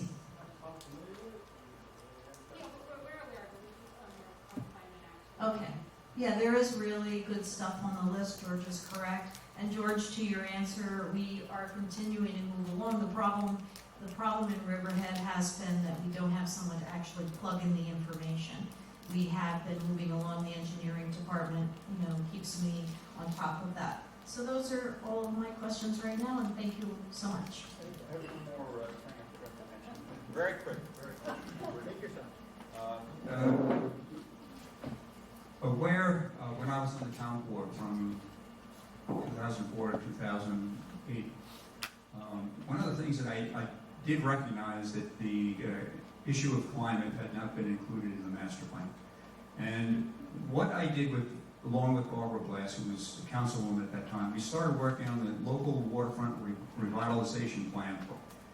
And if I'm not mistaken, now this is a long time ago, this is 15 years ago, I think that it was approximately 90% complete. Now, I don't know if that's something that would be something that you would like to take a look at, whether it would be helpful with this master plan update, but at least be aware that it's there somewhere.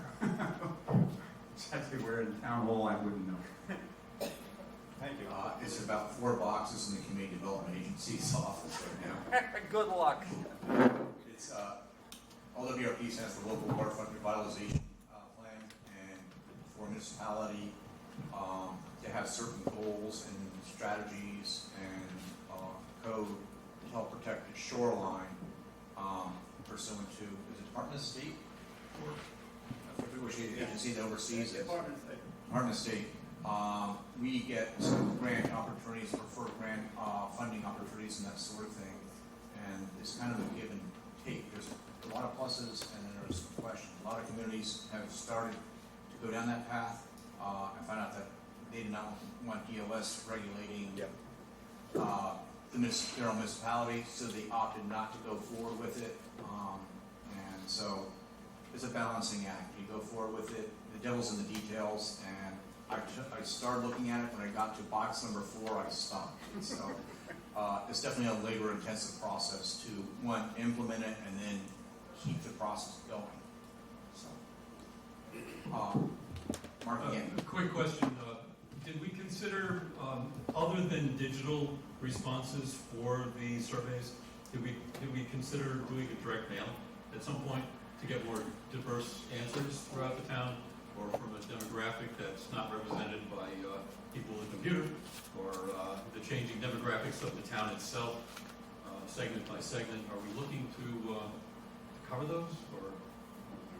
We did not. The reason why is we had success with the marijuana legislation and also with the pattern book. We had really good success with both of those efforts via electronically, and for some reason, people were interested in marijuana and downtown design, but not the comprehensive plan. So I find it to be equally exciting as marijuana, but other people obviously disagree with it. It just seems to be a different demographic for this kind of work. For It people is who work- definitely a demographic issue, and I just don't know how to, because the demographics, as we become a younger population, you think we gravitate more towards electronic media. Demographics in Rivershed though are towards the end, the scale from 0 to 100, it's kind of pegged over here a little bit, right? So how do we reach them? And I'm in there, I'm in that. we'll definitely go back and revisit that, because that's, the 250 to me is a low number, this is too important an effort, and we may have to extend that November date, try to get to reach more people. Yeah, we could scramble, yeah, I'm sure you could scramble a direct mail piece to a more representative sampling quickly and get at least 3% back. You know, if you sent out 10,000, you got another 300 even, and you knew by district or by neighborhood how these were being answered. We'll definitely consider that. We got the, Oh, I'm sorry. the gentleman has his hand up, he hasn't spoken yet, so, and then we'll come back to you. Bob, you're gonna get your steps into that. Thank you for this. Carl Robert from Cowerton. One thing on climate change we really haven't spoken about is fires and the prevention of it, especially with the pine barrens there, especially during a drought season. And what's the contingency on that? How do we prevent that? Is this better? Yeah, he's directing the comment towards me. Yeah. So. Yeah, that's the one thing that I saw that we didn't talk about was specifically fire prevention and that, especially with the EPCAL project going on there. And the next thing is more bike trails, hopefully more bike trails in EPCAL. That would be good if they're dirt or paved, just more of a variance. So people, and we've been seeing a lot of people been using it. So it's an asset, might as well use it as best as we can. I've been looking here, and there's a small portion next to my neighborhood zoned industrial B. What does that specifically entail? Is it that light industry, is that warehouse, is it just like a gas station, or specifically on that? And I also see that there is, on the other side of my neighborhood, HC, which is Hamlet Center, that also crosses with a development that possibly could be there with the land, and it crosses in between the two. It's kind of confusing on that. Is that supposed to be like mixed use or just not as specific? I'm very unclear on that. Next is we talked about the traffic issue with Fresh Pond Avenue and with the tractor supplies in 25. There's also Timber Drive, which is also going to be impacted, especially with 5,000 trips in the morning, especially when people go to work. So I wonder if that was included in on the study as well. And then Wading River Manor Road and 25, I know there's a traffic light there, but that's going to be impacted as well with more increased traffic, especially going down to the Long Island Expressway. That would be hopefully just looked at as well. And a suggestion for maybe we should create a new specific zoning for solar, or a more clear on these zoning maps what industrial A, B, or C will be used for. Because I did not really find that. It just says what it is on here, but it doesn't state which exactly can go into specific sections for industrial A, B, and C, or commercial and anything like that. Okay, that's a lot. It is a lot. I mean, and there's more that, especially I would like to see a little bit more smaller shops in Calverton, especially next to where I am, since there's Calverton Commons over there. And it seems like if we're going to have HK Ventures going in there, if it does go through, and AppCal, that would be kind of the perfect spot, as we already have a specific center in there for some retail or food use. So maybe that is something we can look at as well. Right. We'll definitely consider that. Yeah. The Hamlet commercial zoning is intended to be a mixed-use type of development. Yet we have to be careful. When we see the word Hamlet commercial, it implies that it's going to be something small and quaint. There was a development, and Tockley and some of the residents of that area would know this development better than I did, because it precedes me. It's called Hamlet Center, and it was for 30,000 square feet of retail, 30 or so apartments above, and then 8 single-family lots. So it's a fairly large development they proposed at the northwest corner of Fresh Pond Road and Mill Country Road. The application is dead right now, but that's what the zoning allows. So just because it says Hamlet in the name doesn't necessarily imply what the development is going to be. Yeah, maybe a suggestion is to keep it to a specific size of store, like 1,000 square feet or less, or 1,500 a square less. Maybe that would be more specific to the area of type of like Hamlet Center or anything like that. There's also there is flooding on Fresh Pond Avenue. When it rains pretty heavily, the road will flood out, and especially on the corner there, between Fresh Pond and 25, you'll get flooding onto the main road as well.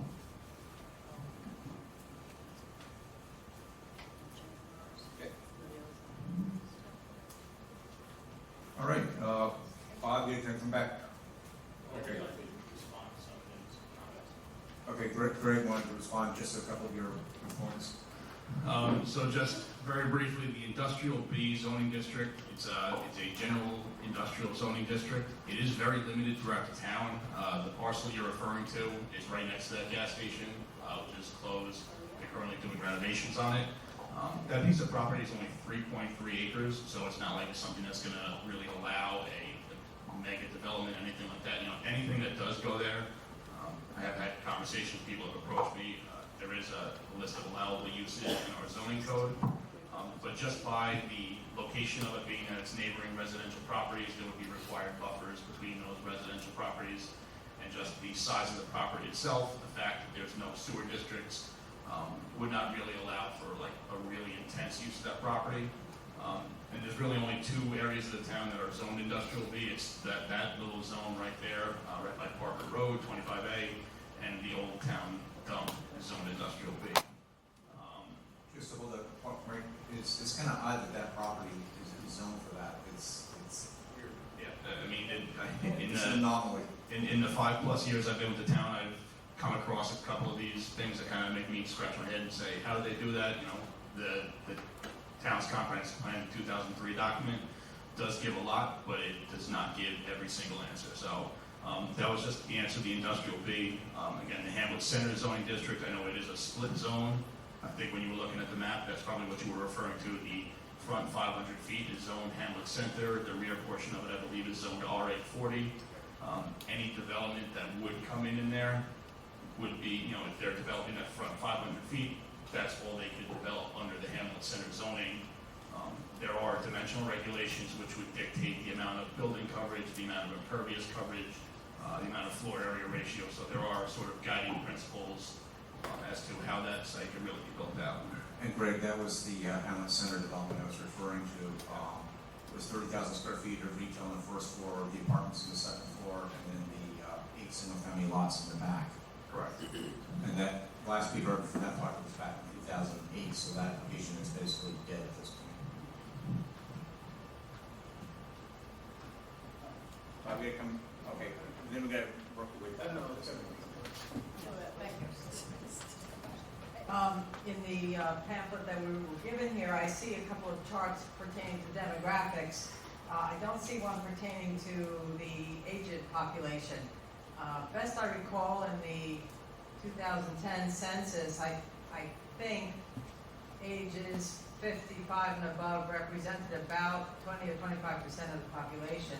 And I'm sure that has increased by a substantial number now. So does this factor into anything to do with the comprehensive plan? Absolutely does. Right now, we need assisted living in the town. The age demographics affect medical care in the town. What type of medical care that the hospitals and the doctors are going to be providing for. One thing of note, this is nationwide, for the first time in the history of this country, the baby boomers are no longer the largest population demographic group in the town, in the country rather. We are being replaced by the millennials and the younger generation, or have been replaced by that younger age demographic. We're aging out, unfortunately, but I'm still here. But I go to Bob or to Lorianne. We did do a demographic already, haven't we? Have we posted on the website? We have it, Lorianne, you gotta come up to the microphone. Sure, well, we have a demographic analysis as part of our economic and market trends analysis. So we have extensive demographic information that's underway right now and will be available before the end of the year for public review. We also have a housing and community facilities presentation as one of the 5 topic presentations coming up this fall, and that also will get into more of the demographics and age of the population. I think there's about 24% senior population right now in the town according to 2020. And the percentages didn't really change all that much since 2000. So demographics plays a really critical role in what we're doing with this plan, absolutely, because it affects every department in the town. Talk to Ray Coyne and Kelly about the demographics, about the population it serves. Here we are at the senior center, but now we're getting the young millennials coming up, the younger population. They want different types of services. They want different types of recreation activities and facilities. Recreation department's going to have to address that. And that addresses its master plan and its planning for the next few years. So demographics is a critical part of what we're doing.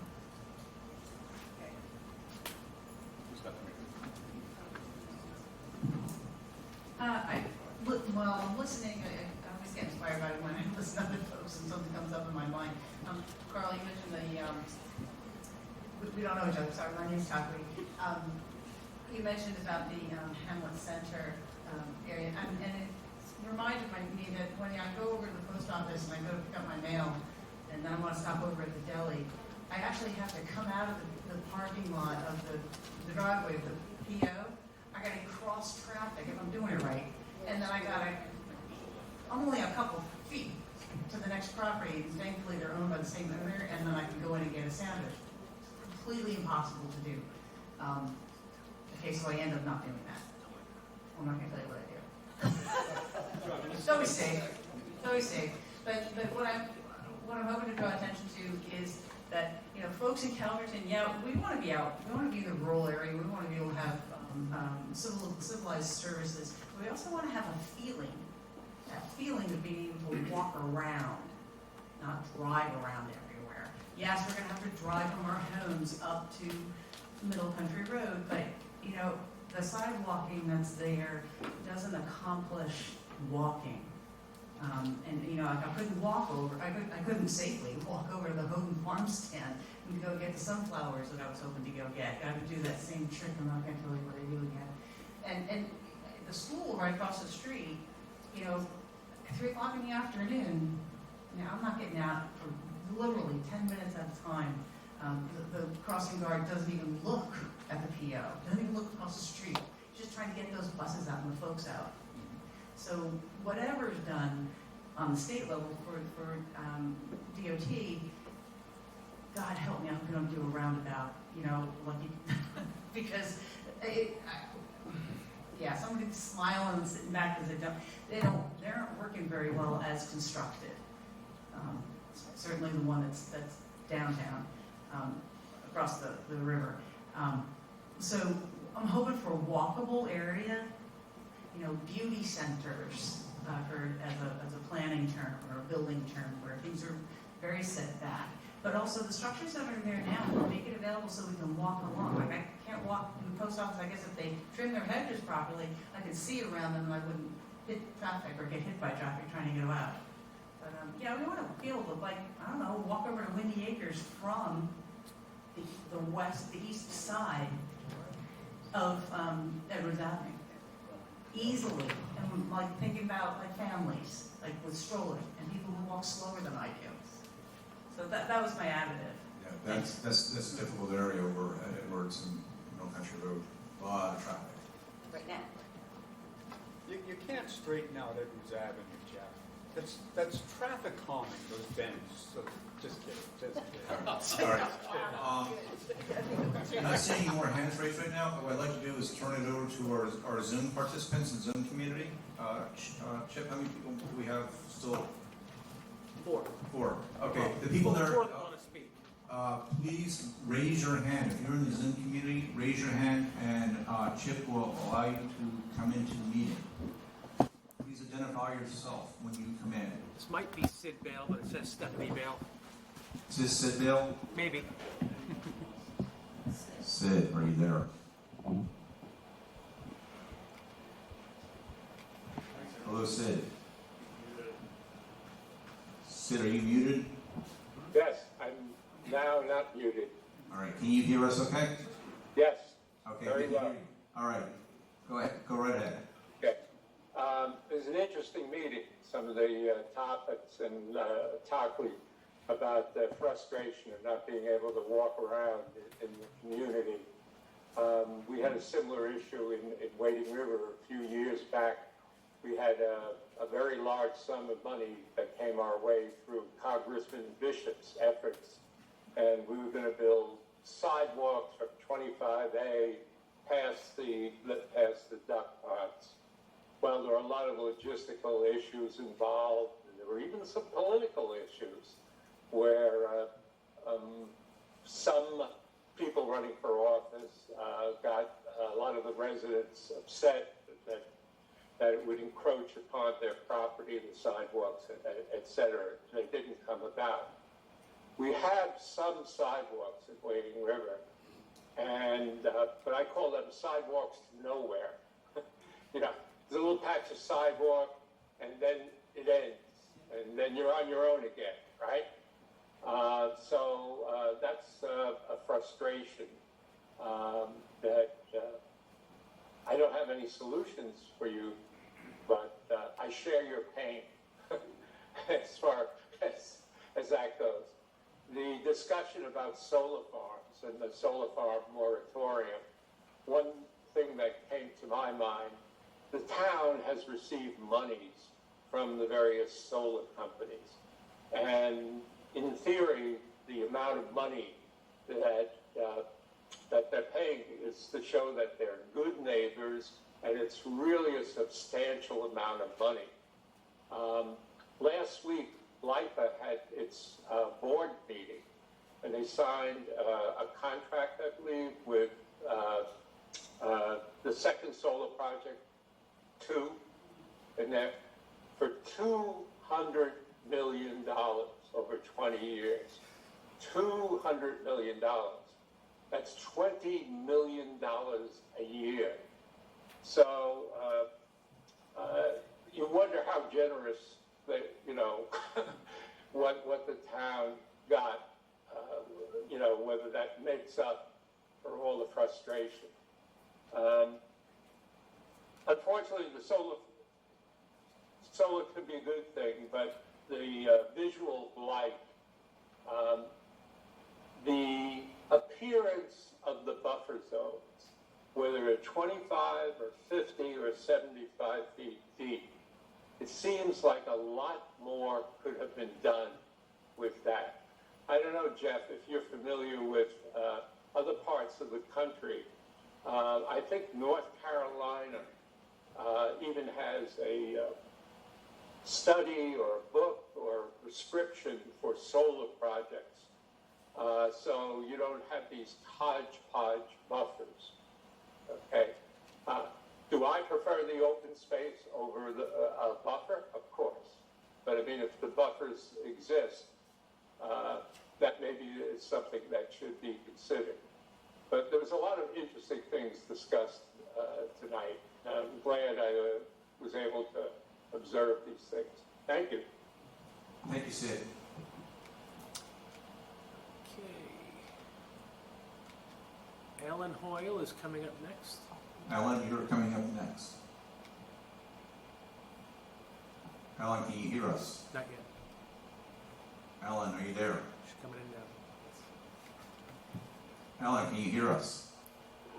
Hi, can you hear me? Yes, we can. Can you hear us? Yes. Okay, go ahead. Okay, so I'm sorry, Jeff, I know I promised you a night off tonight, but I had a question. It's actually a multi-level question. So it's traffic, and specifically the Sound Area Avenue. During the peak seasons, traffic becomes miles long on Sound Avenue with people going west and then heading east and then west in the evening. And it's virtually impossible to make a left-hand turn anywhere on Sound Avenue during those times safely, off even a side street. So I've heard discussions about rural, scenic rural, historic rural. And my question is, how does that impact traffic, or does it? Meaning, is there a limitation to the ability to install traffic devices such as signs and lights because of those designations? And if so, will the consultants and the town consider changing to allow at least limited traffic control devices? I don't know the answer to that, Ellen, but it's a great question.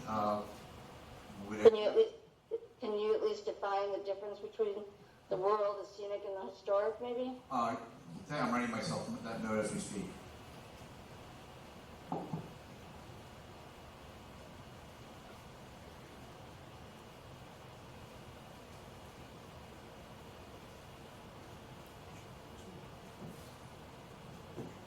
Okay, got it.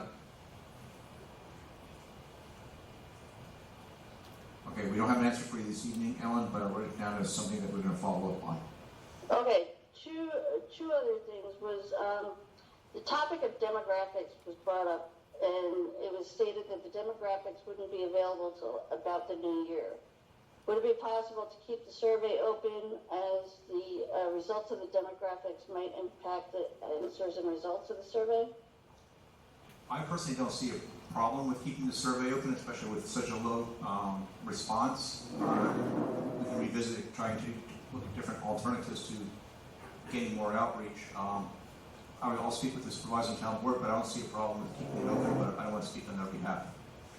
Okay, the last part, I swear this is the last part.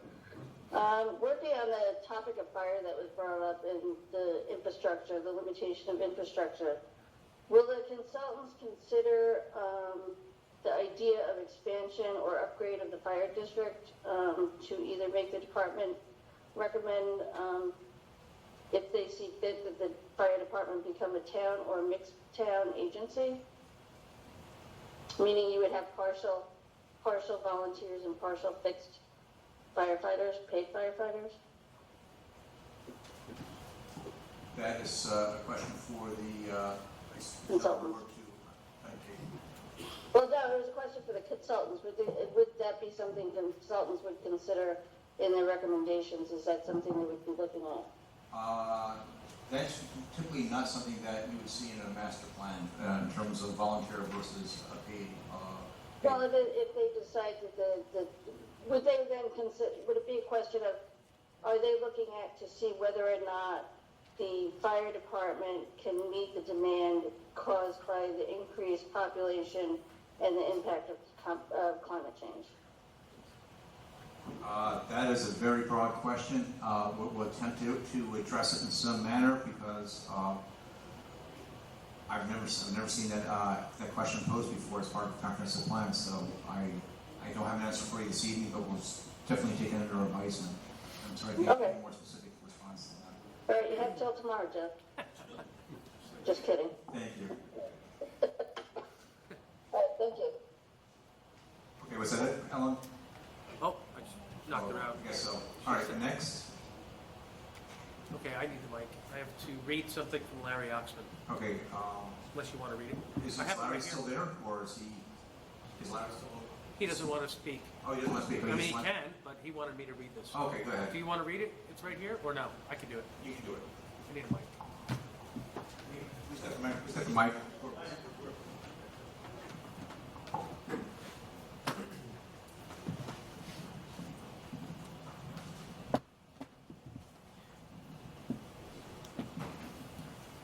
Okay, this is from Larry Oxman. The 2003 comprehensive plan recommended and designated the north side of Sound Avenue as a receiving district for transfer of development rights from the agricultural protection zone property located south of Sound Avenue. In fact, there is farmland on both sides of Sound Avenue. There is still plenty of farmland on the north side of Sound Avenue.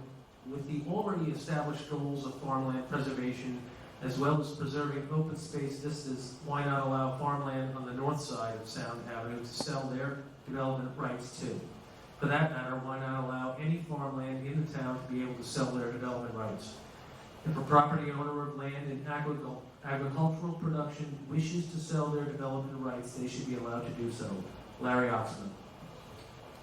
Great question. I think Larry's getting purchase and development rights confused with a TDR, which is a transfer development right. Anybody can sell your development rights in your property anytime you want to. You don't need a master plan to do that. What I think Larry's referring to is that there are other areas in the town outside the designated sending area of our TDR program that have big farms on them, but they're not designated in our code as a sending area. And I give you one example. This is a classic one over in the Laurel area. And I forget the name of the farm, I apologize, but it's a very large farm parcel right here in the RB 80, and it is not designated as a sending zone in our TDR program. Why not? But that's something we're going to examine through one of our topic breakout groups with our Farmland Preservation Committee, is to look to see if there are other areas in the town that should be a sending area. And if you are an existing farm, why not be a sending area? But that's the thing that we got to look at, though, with the consultant. There's got to be a balance between the sending areas and receiving areas. Otherwise, the program doesn't work. But we'll definitely take a look into that comment.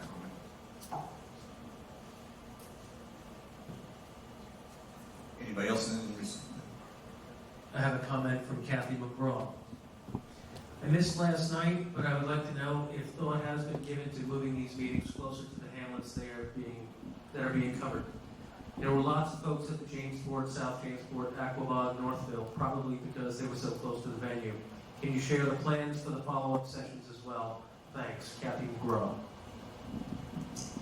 So, is she looking for the physical meeting to be relocated?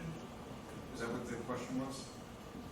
Okay. As I stated in my meeting yesterday, next year, when we have our second round of community meetings for the western communities, we're going to be looking to have a western venue, perhaps at the Riley Avenue School, so it's closer to where you live. Just trying to find a central location was beyond what I thought how difficult it would be. So next year, we're going to definitely have, we'll keep this location for the eastern hamlets, but I think we'll move for the western communities, we'll have it in a western location to make it more convenient for all of you. Chip, was there anybody else in the waiting room? Not with their hand raised.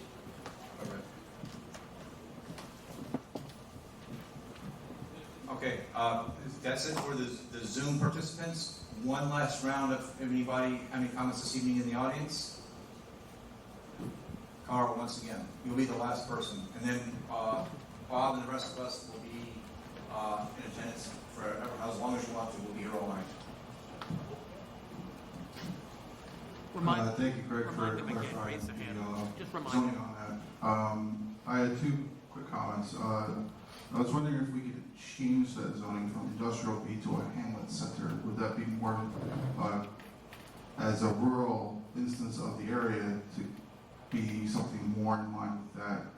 And the other question I have is that there is a white area on this map that says PD, which is planned development. Is there going to be a specific zoning that goes in that area, or is that something that's up in the air right now? We're trying to figure out what we're doing. Where's that property located? I believe it's Cal, I believe maybe that is. It's next to it's PIP. Yeah. Yes, that's Cal. Yeah. Okay. Thank you.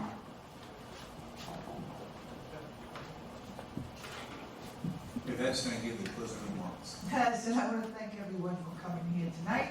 And all those who are watching through Zoom, everything that you have put forward will be documented through the research process. And tomorrow is going to be the last hamlet meeting, but we will have others in the future, and we're going to continue to reach out to the community. We are going to Wading River, and we look forward to all your remarks. And everyone, have a good evening. Thank you. Again, thank you, everybody, and the consultant